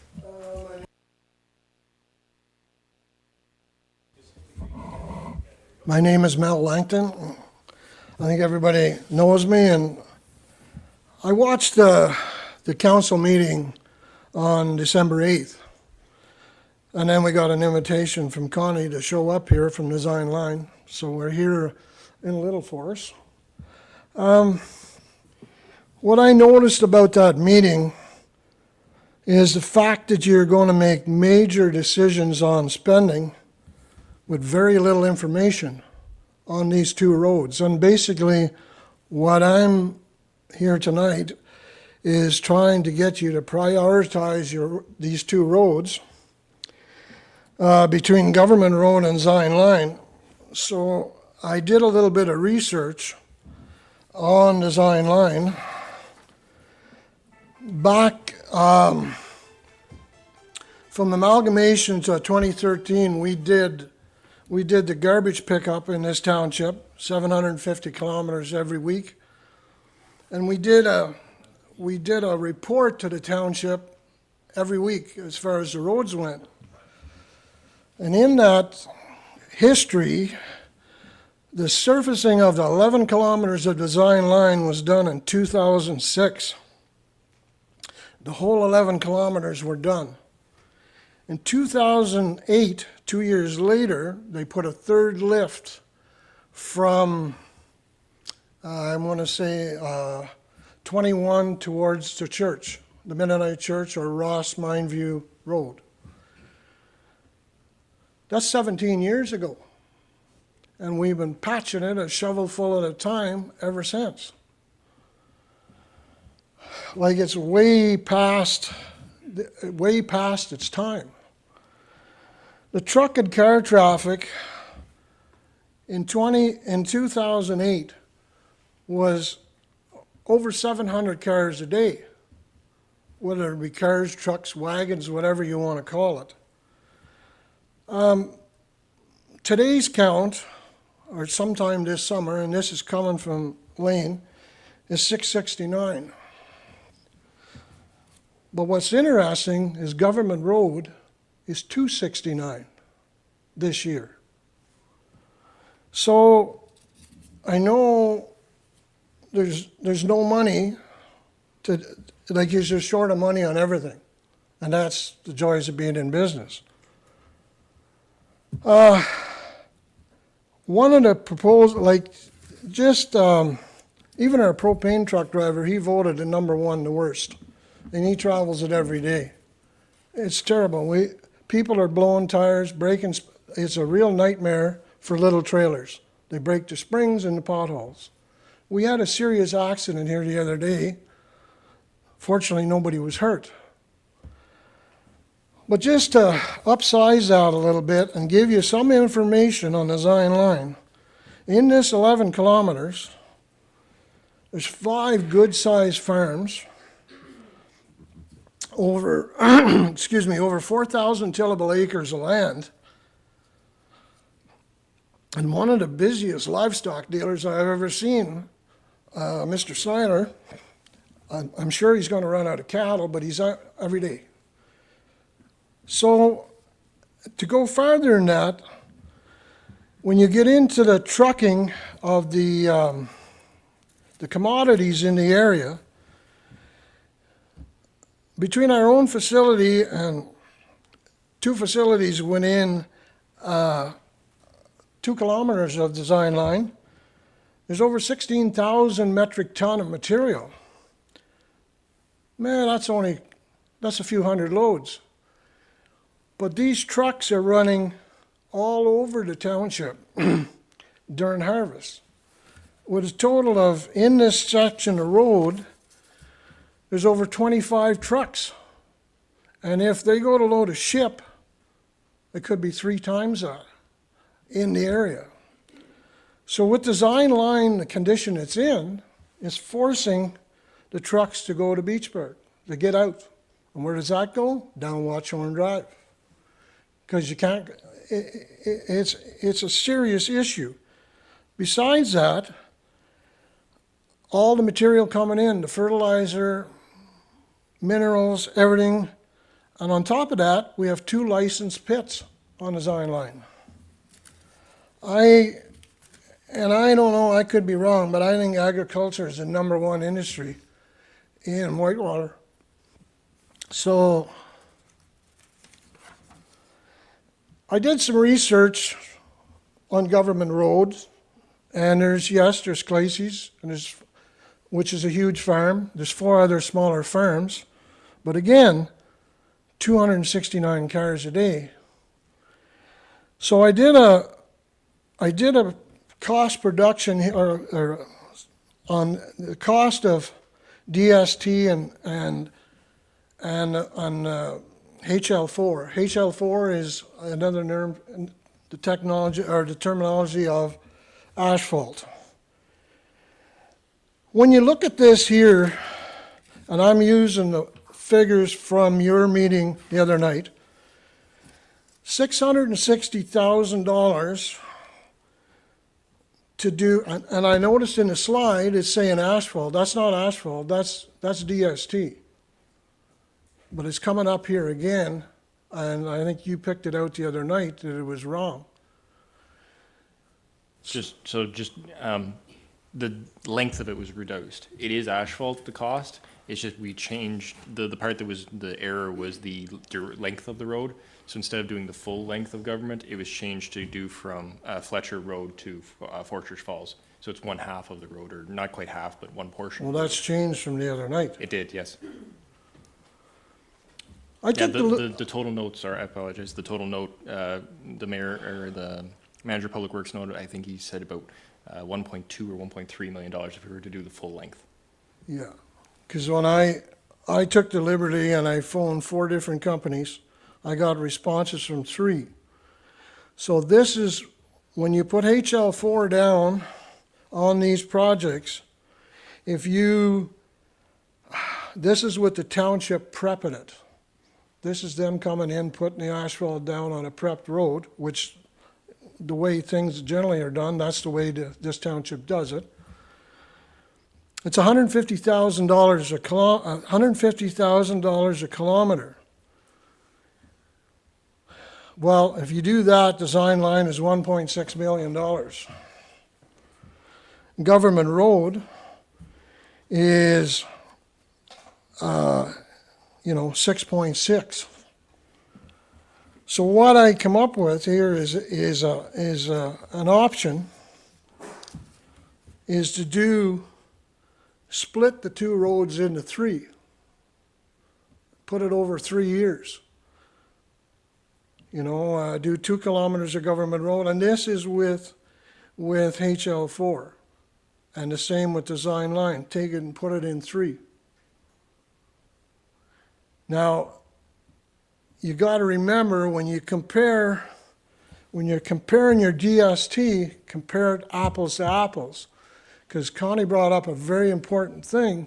If you don't do the 3rd lift, don't even bother with the first 2. But to not do something with design line, there'll be nothing left by 28. And I know this budget is not set in stone, but it would make a lot of people happy if something was done on both roads. And as far as when you compare, here's an example, when you do DST, this is for 2.2 kilometers of government road. If we did asphalt, it's $330,000 for 2.2 kilometers. If we do DST right, it's $352,000 to put that, if you put that 3rd lift on. So I just think that there's a way we can make all of this work.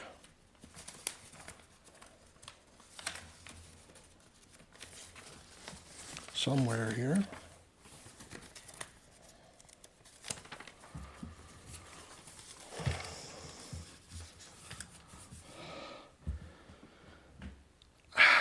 So where are we going to get the money? I think, and one of the councillors mentioned this the other night, is your asset poor.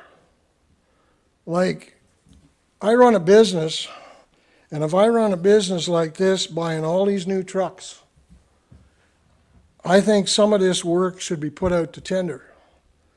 Because I know everybody in here, including yourselves, are having a very hard job of hiring people to work. There's lots of contractors in the area that would plow. There's lots of townships going that way now. But for grading, grass cutting, all of that stuff could be put out. At least make an attempt and do a couple of roads to try it. Because what happens here is the staff you have work all winter plowing. They get time off, so it works like you have a full staff about 3 days a week because they're trying to use up their holiday. And they deserve the time off, nothing. But when you go to build a road, the last thing the township should be doing is hauling gravel with a $425,000 plow truck with 10 yards. The township should show up with a grader and a packer and a foreman and contract it out. You'd be cheaper in the long run. That would save you some money. And as I say, I've got it from some other municipalities where they certainly, one municipality in fact doesn't even have a plow truck. It's all contracted out. And they paid cash last year for a grader. So I just think that and the fact that it was brought up at the at the other meeting on the other night, we gotta look at the fire department. And we certainly used it this year, but fire truck after fire truck after fire truck at $700,000.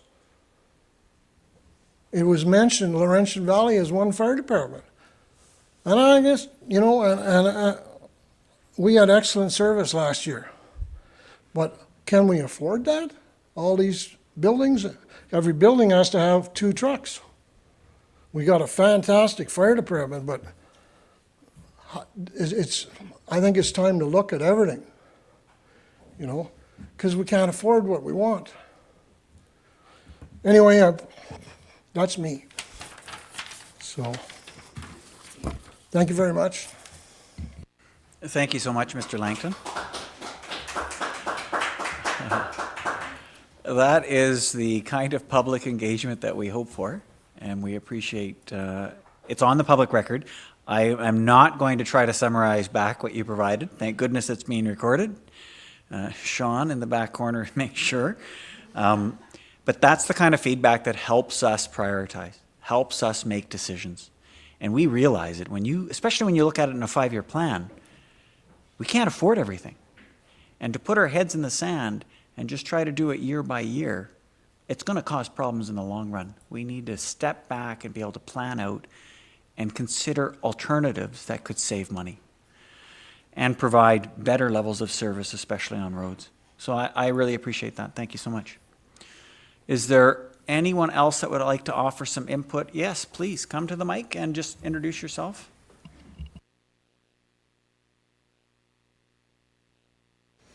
Hi, Kim Poliachik. I live on Zion Line Road. Mayor and Council, thank you for having me tonight. I have lived in this area nearly 8 years, and during this time, the condition of our roads, particularly Zion Line, has deteriorated significantly.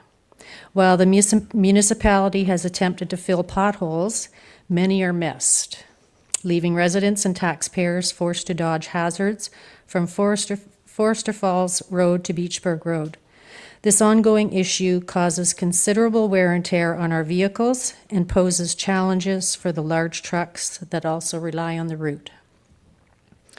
I understand that Zion Line was scheduled for repair last year, but the work never took place. Now I hear it may be delayed until 2027.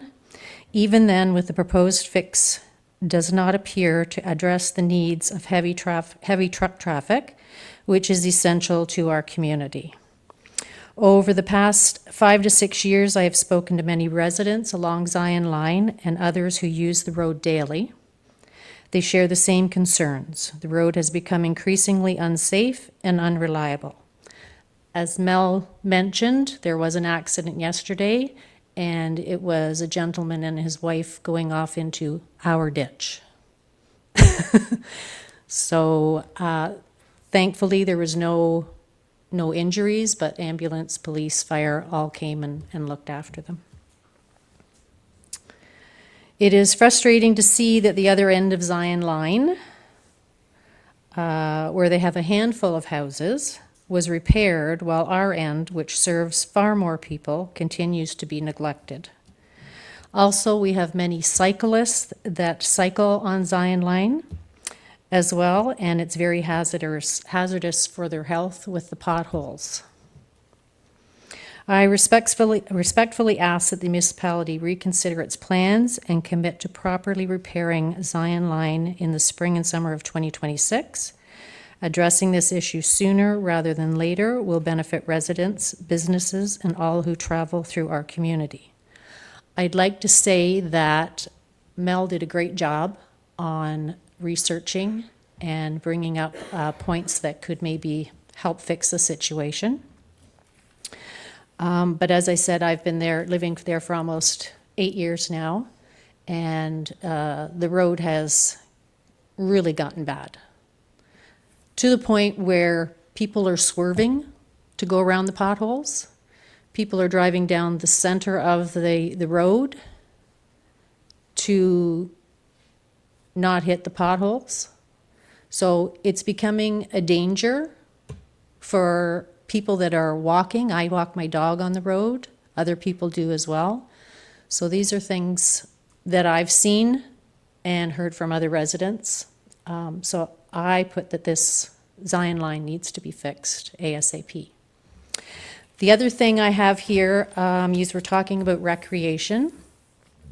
I don't know if you remember me, but I was with the Friends of the Regional Pool. I was their fundraising chair. I have since stepped down from there, but I would always support Friends of the Regional Pool.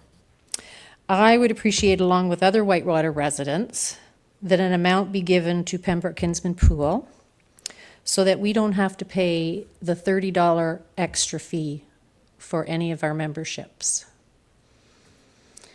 I think that would be, I mean, I don't know what amount you could give to them, but anything that would help the residents here, like myself and others, that have to pay extra in order to use the pool. The other thing I have here is for recreational also. Sounds like we have, is it 3 ice arenas? Cobden, Westmeath, and Beachburg, yes. Have you thought about making one of those into pickleball courts? Pickleball is a big thing right now in the area. Right now, a lot of people are playing in church basements, in schools. I think if we changed one of them into a pickleball court for the year, summer, winter, whatever, I think you would make a lot of money from that. I think people would come, even though it's out a little bit out further. We travel to Eganville to go and play pickleball, so I'm sure people would travel to one of the arenas out here. And I think the money that you would make from that, then you would be able to help the other arenas as well. So if you could consider that as well. But again, Zion Line needs to be done. There's no ifs, ands, or buts about it. I hope that you will see now that Mel has made this presentation. I have come forward, and I don't know if anybody else has written in about it, but it's a road that needs to be done. Thank you. Perfect, thank you. And sorry, your last name, can you pronounce it for me again? I'm sorry. I know, I'm stuck on. Last name is Poliacik, P as in Peter, O-L-I-A-C-I-K. Poliacik. Poliacik. At Chick. Awesome. Thank you, Mrs. Thank you. Poliacik.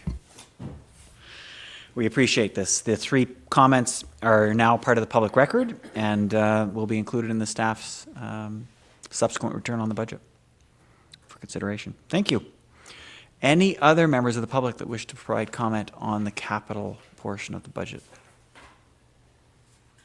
Good. Clerk, I'm going to ask you again. You're going to tell me nothing received in paper or virtually? Correct. Yeah, good. Anything that council wants to put on the public record from your community members or anyone you spoke to? Councillor Bell. Just a general comment that basically mirrors what Ms. Poliacik just stated, but for government, for the resurfacing of Government Road.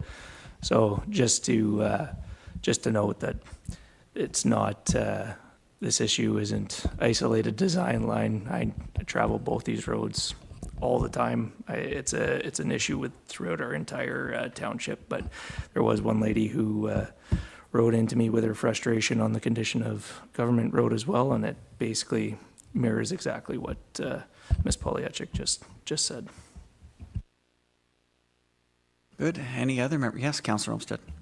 Yeah, thank you. Thanks both for your comments as well. I travel Zion Line actually both roads quite frequently, more Zion Line with a sizable truck and Moffat and that on it, so I'm very aware of the issues and aware of the traffic that's on that road, and completely agree that something needs to be done. Something needs to be done with all of our roads, but particularly this one. I did ask for a bit of a history on this road with respect to what's been done. This is my 12th year in council, and I do recall the deputy mayor agreeing that this has been in every council for the last 3 or 4 terms, and we have done work on the road.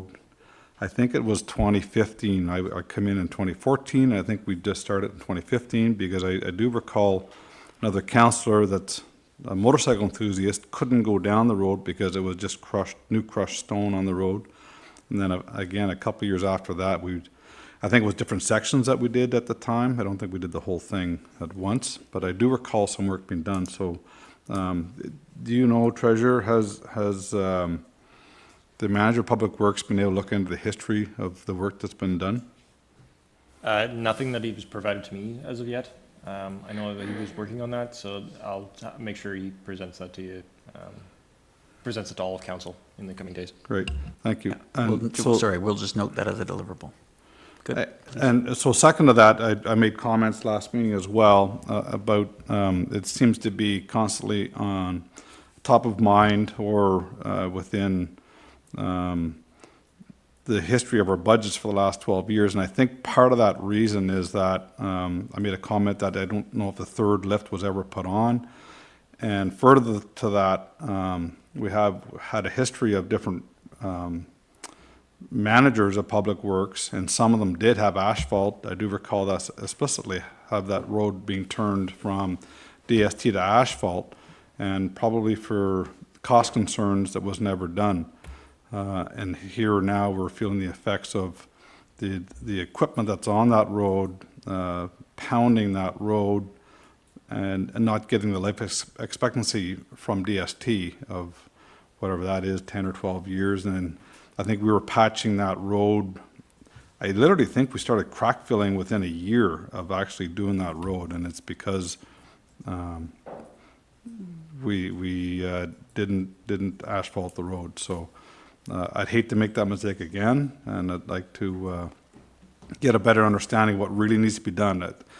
I think a lot of the upper section or the section towards Forces Falls probably needs to be rebuilt. There's some water and swamps stuff around there, so it probably really needs to be dug out and rebuilt.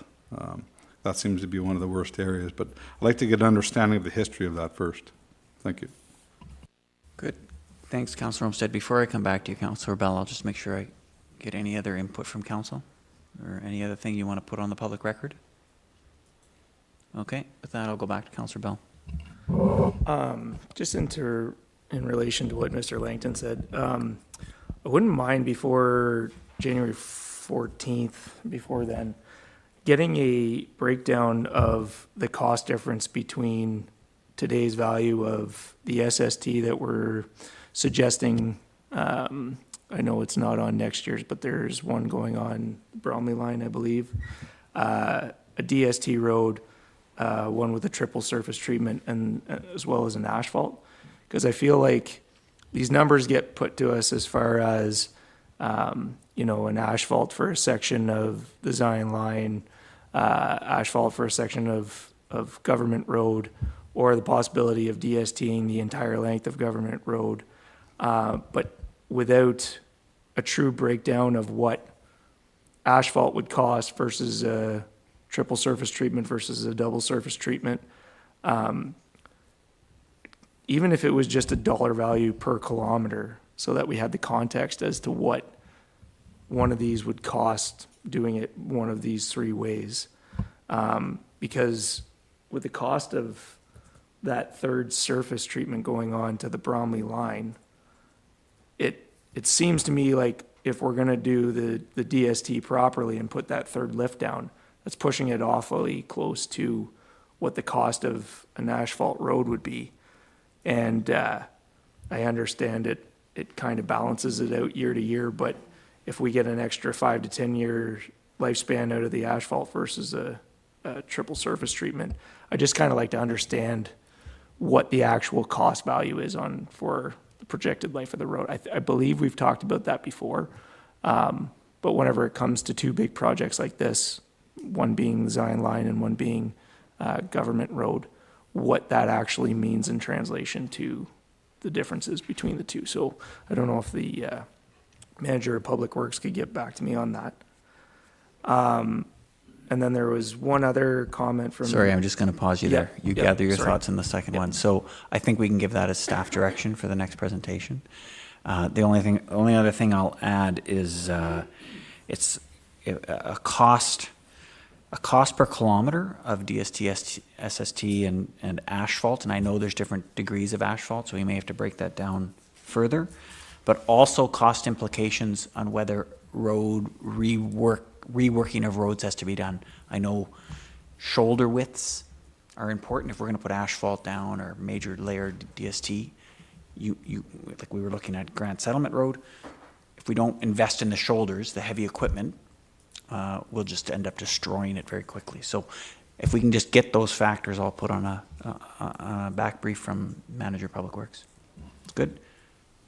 Good, and back to you, Councilor Bell. Yeah, sorry, there's just two other things from the public comment there.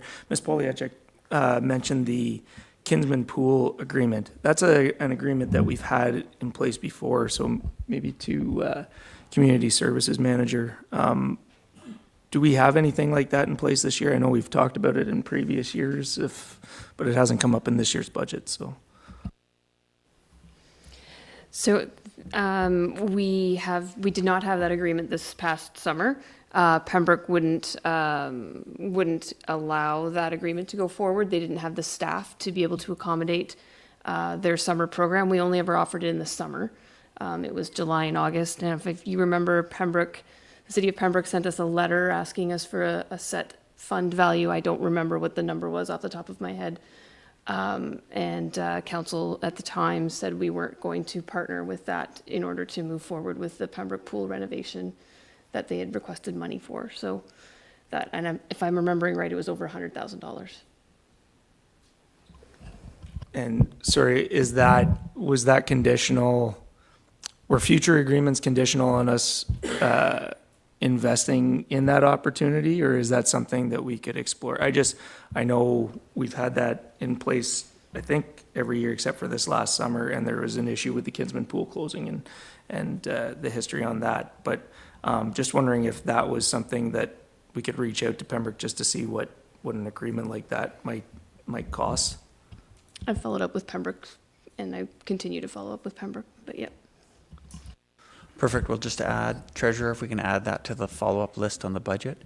And just to put a title on it, I think we're talking about non-resident fee agreement with City of Pembroke. Good. And did you have a third point? Just a brief comment, and that's to Mr. Langton's just comments on the fire stations.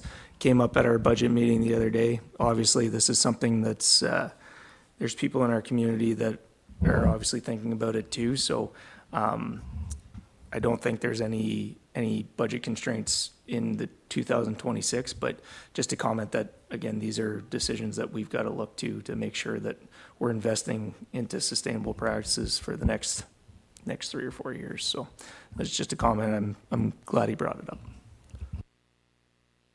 Excellent. Thank you. Councillor Trim, did you have another point?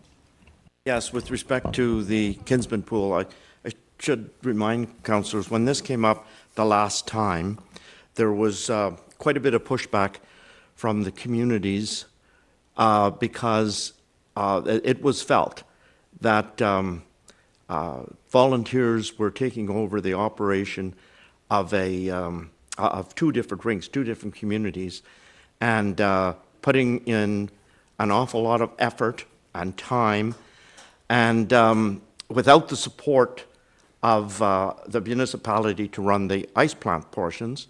And so there was very pointed questions about sending taxpayer money from our municipality to another municipality for services there, when the history has been for people all along to be paying the user fee in Pembroke so that their children can learn how to swim. And so it was a very, I'm just reminding council, I'm not taking a position on this, but I'm reminding council that this came to us before, and there was, as I said, there was an awful lot of pushback against it. And so I'd just like to bring that up so that we aren't creating some kind of false hope here, because I don't think that attitude has changed. Thank you, Mr. Mayor. Perfect. And just to make sure, we're not debating stuff in the budget tonight. We're asking for staff input based on public input into our next meeting. If one of the members of council would like to propose something based on that input, we will be able to take it at that next meeting. Okay, and then debate it. Good. Anything else from council? We still have quite a bit of a PowerPoint left to do here, so it's good. Okay, Treasurer, let's go on to the next one, please. Oh, sorry, I wanted to note one thing. If you could go back to the percentage slide. Yes, and to members of the public, if you want to leave, we are not going to be offended. It's all on video. You can watch it and send me an email or call me at any time, or any member of council.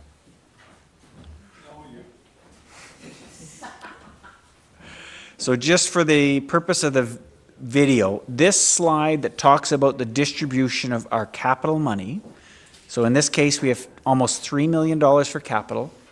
We're committing to half of it going to roads. And my question that I would love input from the public, I would love input from council, is 50 the right for roads? Should it be more? Or is this allocation correct in terms of how it prioritizes the expenditure of those dollars? Are we putting it in the right spots? And I'll leave that question in case somebody provides us some input at another time. With that, Treasurer, please step into the next part of the slides. Perfect. 1 second.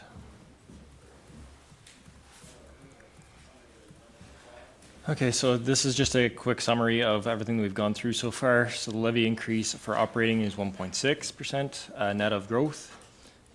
Taking into effect the affordability factor, maintaining current levels of service in the areas identified, addressing inflation pressures, the 1.8% average June over June, and then insurance increases, as well as incorporating in our levy increase for capital of 4.2%.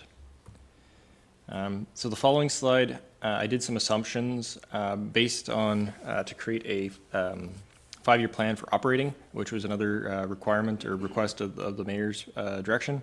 So the assumptions are CPI of 2%, so that's consumer price index, increasing capital fund levy by 4.2%, and then when the affordability limit is reached, it flattens out at 1% to just maintain the fund. Annual assessment growth of 1%, the median income growth at 1% as well. County levy frozen at 4.5% per year, and then the education levy remaining at 0% per year. So that's where this slide comes into play. So you can see in 2027, the proposed operating revenue, and for all of the years, actually, the operating revenue pretty well stays stagnant, as has been the trend of prior years. When one category tends to go up, one category goes down, and the overall net difference tends to come to about the same amount. So for the projection, it was just kept as a stagnant amount, $3,335,380. The operating expenses for 2027 goes to $9.43 million. So it makes an operating levy required of $6.07 million. The capital levy is $2.643. Total levy is $8,741,000, which creates a affordability factor of 3.32 in 2027. Then we flow through to 2028 at 3.4%. And since we've reached that 3.4 factor in 2028, capital is then leveled out, and it becomes 3.44 and 3.48 for 2029 and 2030 respectively. I will note that the upper levy amount, when I say total levy, that is municipal levy. The affordability factor includes the county and education portion as well. So if the taxation rates, if the budget is passed as presented, the residential tax rate would be 0.0082312. On a $100,000 assessment, the taxes would be $823.13, which is an increase of $44.71 over 2025. For the median single-family detached home of $179,000, comes to $1,473.41, which is an increase of $80.04. And now I'll move into water and wastewater. So the key highlights for the water and wastewater sections is the water increase, so 5%. Driving factors, as always, is the aqua contract, which seen a CPI increase of 2%, and then our general operating costs. And wastewater, seeing an increase of 4%. Driving factors, again, aqua contract and operating costs. One note I will put on here that I should have included in this slide is capital costs, and the planning for capital as it was presented in the water and wastewater study that was presented by Watson Associates that was passed this year. And when I speak of that, this is what the proposal originally was. So up to 2025, we were operating on the 2020 water and wastewater study. A new one was commissioned and adopted in 2025 and is now being implemented in 2026. So the proposed water rates was 5%, which we're following for 2026. As well as 4% for wastewater, which again was the same as proposed. So for water, they stagnated at 5% annually from 2027 to 2034. And then for wastewater from 27 to 2034, it goes from 4% down to 2% annually. So the water and wastewater debentures. This is a new section that I've added to the presentation to show what debt is taken on under the water and wastewater systems. I've also identified which systems they address. So as you can see in total payments in the year through those two systems, we pay $525,467 towards the debenture cost. There is 7 debentures that are on the books. The biggest one, of course, is the wastewater plant. 3 of them fall under wastewater. 2 are roads. 1 is a road. 2 are the direct wastewater systems. And then underwater, there is 2 roads and 2 main systems. I also indicated the years original finance and the years that they end to maturity. You'll notice that the majority of these, when they were done, they were either 20-year or 30-year debentures. Very few roads were listed in as 10 years, Cameron Street being one of them. So you'll notice over the year there was an increase in the total number of units, weighted units for water. So we had 11 new homes in the residential category, split between Beachburg, Haley's, and Cobden. And the change to the commercial level to create 2 tiers, which was one of the recommendations from the Watson water wastewater study. So that's 10 times the residential rate instead of 2 times, which was the old commercial rate.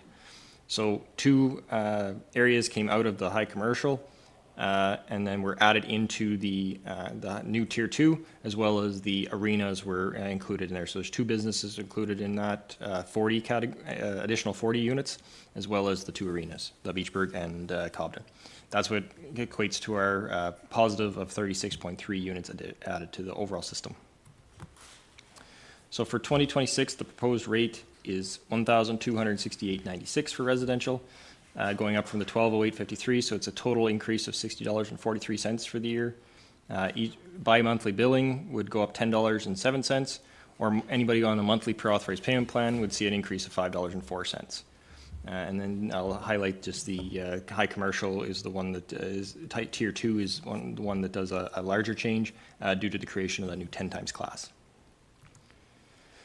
So water revenue, you have the revenue of $2.137 million. The user fees themselves make up $1.491 million of that. Our transfer of OSIF is $118,611. We're continuing with the fire department usage amount from the levy to create $10,000 amount to water.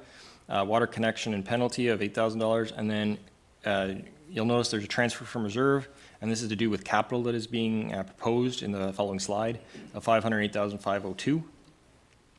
So salary, $52,000. The contract is up to $576,030. Debt is $207,550. No change over prior year. Electricity and gas remains the same. Other, which is a repairs maintenance capital, is up because it includes the capital costs. And then for transfer to reserve, it's proposed that $350,282 be transferred to reserve. So the capital projects, water meters for commercial properties at a value of $192,000, funded by OSIF. Crawford Street, $775,000, which is a debenture plus OSIF. Beachburg Water Main, which is a project that was proposed late this year through council and was supposed to do for the reserves, so it's reserve funded in 2026. The Cobham Water Treatment Plants, there's 6 diaphragm pumps to be replaced at a value of $20,000 from user fees. And the Cobham Water Treatment Plant, there's a frequency locator and a leak detector at $12,500 and $15,000 respectively. The debenture for the Crawford Street Water amount would be about $747,000. That annual repayment would be $56,275, and you'll see shortly how that ties into the future plans. So this slide is new. This is to create the 5-year capital plan for water as well, which ties in the information that was provided through the Watson rate study. So same thing as the general operating. So what has happened is every year there's a allocation to capital, less the debenture payments, leaves a remaining for capital amount to be spent every year. So 2027 would be $479,169. The debenture financing for the projects that would happen in that year is $950,000. So the operating reserve, whenever it starts, or the opening reserve, I should say, that we're carrying forward from 2026 would be $548,000. Miscellaneous capital is $37,000. The water tower recoding would be $1.9 million. So it would leave the closing reserve at $27,139 for future use. 28 would flow through the same thing. The annual allocation is $836 based on the rates proposed by the Watson study. Debenture payments would go up due to the fact of the new debenture that's on the books plus the Crawford Street debenture. Remaining in capital would be $515,583. Debenture financing would be $2.15 million. The opening reserve, as noted before, was $27,000, and then the miscellaneous capital is $35,000. The Cobham Water Treatment Plant upgrade is $2.165. Hume Street, $325, and then Stewart Street at $130, which leaves a balance in the reserve of $37,776. That's carried forward into 2029, follows all the way through. The debenture for the $2.15 million is added to the debenture payment, I should say, is added to the overall debenture payments, becomes $449,656, leaves remaining a capital of $495,18. The debt financing is zero for that year because the only big project being done is Meadow Street at $453,000. And then the following year in 2030, same thing. There's no new debentures on the books, so the debenture amount stays the same. Only some small projects, and then the Cobham Water Treatment Plant decommission of Well 1. So at the end of 2030, there's a balance of $400,719. But I encourage everyone to look at the Watson rate study because it projects out 10 years, and you'll see how that balance is then used up in the following years for the next projects that continue on. Under wastewater units, we've seen an increase of 8, so that's here in Cobden under the residential side. And then again, there was 2 changes for high commercial. So there's one business and the one arena here in Cobden.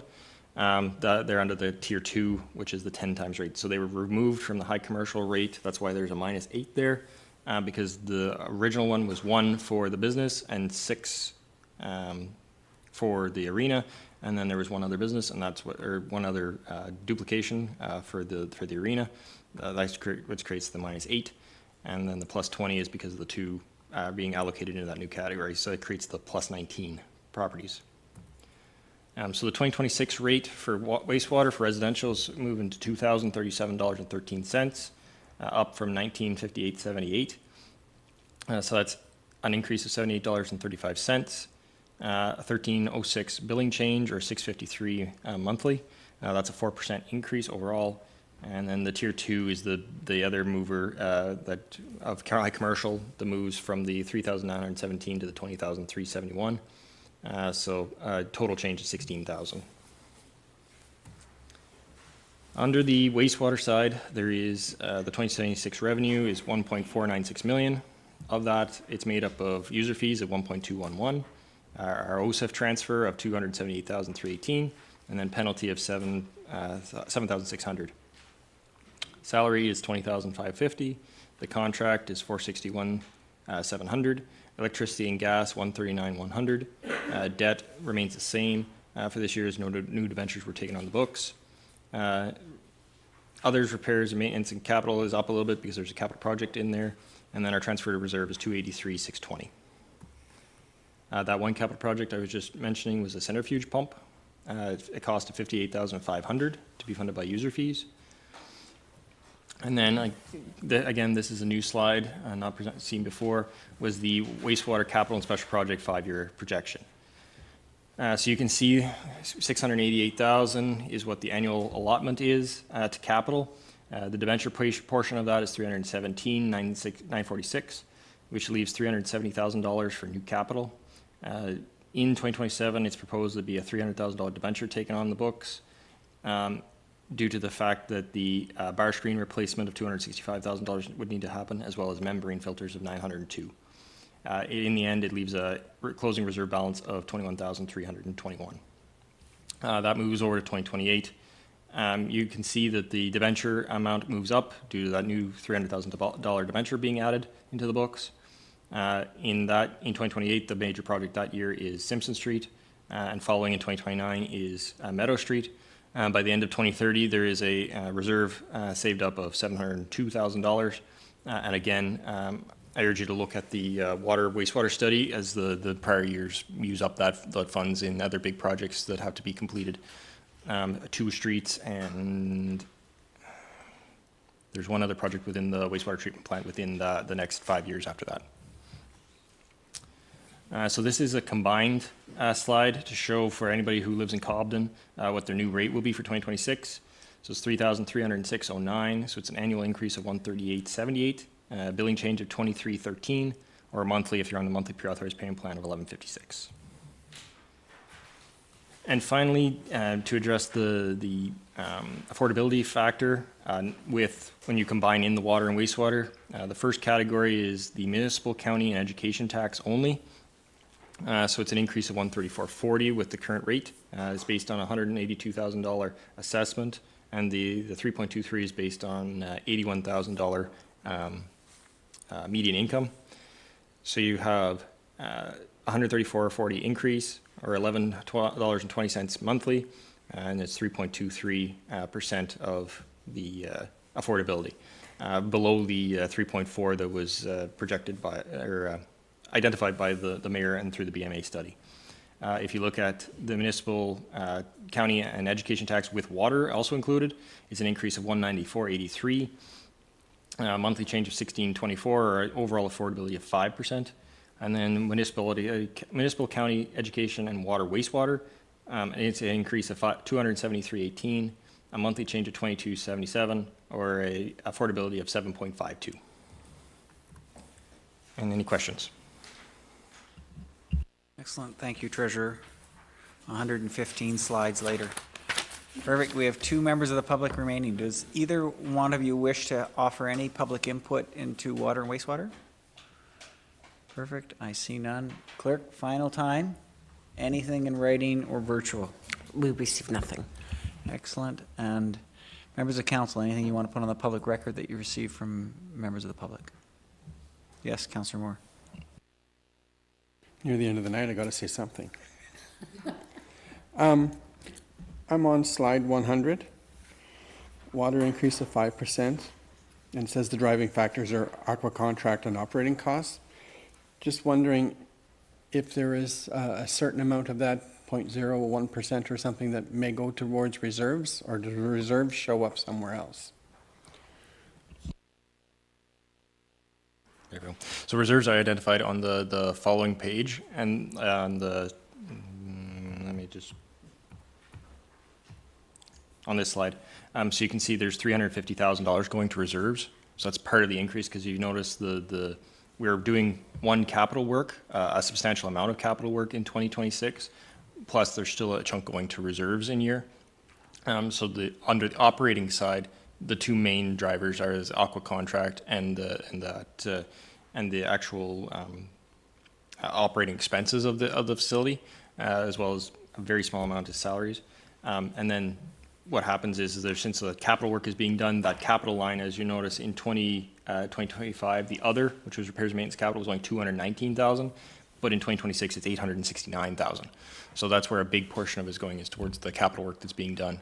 So that's the portion to Crawford Street, That's the water meters for the commercial properties, and that's the Beachburg water main. Those are the big movers in that category. Okay, thank you. And I do have one other question or comment, I guess. When I'm looking at the proposed capital projects for the next 3, 4, or 5 years, just Water or wastewater? water. Okay. Just wondering how come there's no mention of a tower in Beachburg? But if it doesn't make the list, you can always move it on the list, but if it doesn't make it onto the list, then, 2 years from now, when council sits down and says, okay, we have to do a tower, public are going to say, well, why? It's not even listed anywhere. So I used to do that with fire department years ago. You would have things on your list and your projected capital 3, 5, 7, and if you didn't need them, you kept moving them. So I'm just wondering if that's a good place for a tower in Beachburg to be at least mentioned. If we're going to continue to allow growth, then we may have to look at water down the road. Yep, noted. I believe, don't quote me, 31 or 32, I think, is where they proposed that in the water wastewater study, if I'm not mistaken. So it's just outside of these 5 years. The tower that's on here is the water tower here in Cobden to be recoded. Yes, that was discussed. So thank you for that. Just we only see up to 30, so we didn't see 31 or 32. So, okay, that answers my question. Thank you. Good. Any other public input that you want to put on record? Perfect. I see none. I have one question to staff. Just the tier 2 rates, and I'm looking at the wastewater one that came up. 16,000, yeah. I know there's only 4 users that are going to be paying that. We're 2 of the users. Have the other 2 users, have they been advised? Because I'd sure like their input before we confirm the budget. So there's only 2 users under the wastewater side. Yeah. One of them is us, which is our arena, and the other one is one business in the township, and I believe they've already been addressed, but I can pass that over to the superintendent of environment. There has been discussions with that one, and also in relation to potential for meters in the future. Perfect. Good. I just wanted to make sure that's a substantial change, and it deserves to make sure that we have their input before making the final decision. Okay, that ends your presentation, right? There's nothing left, Treasurer? There's only one slide. Oh, there is one.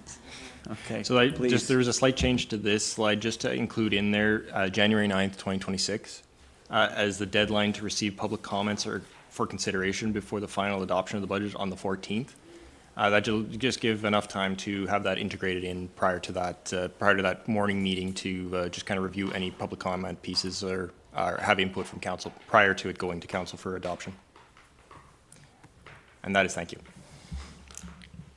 Perfect. So thank you and all the staff that worked behind the scenes to produce these 119 slides.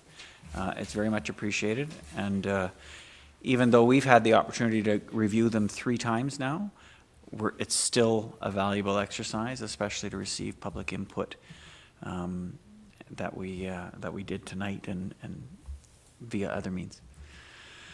Good. Before we adjourn, I just want to, because this will be the last time we do it publicly, just wish all the members of council and staff a Merry Christmas, Happy New Year. Try to enjoy some time with your family and friends, and we will see you in the new year. And with that, it's 7:26 p.m. We are adjourned.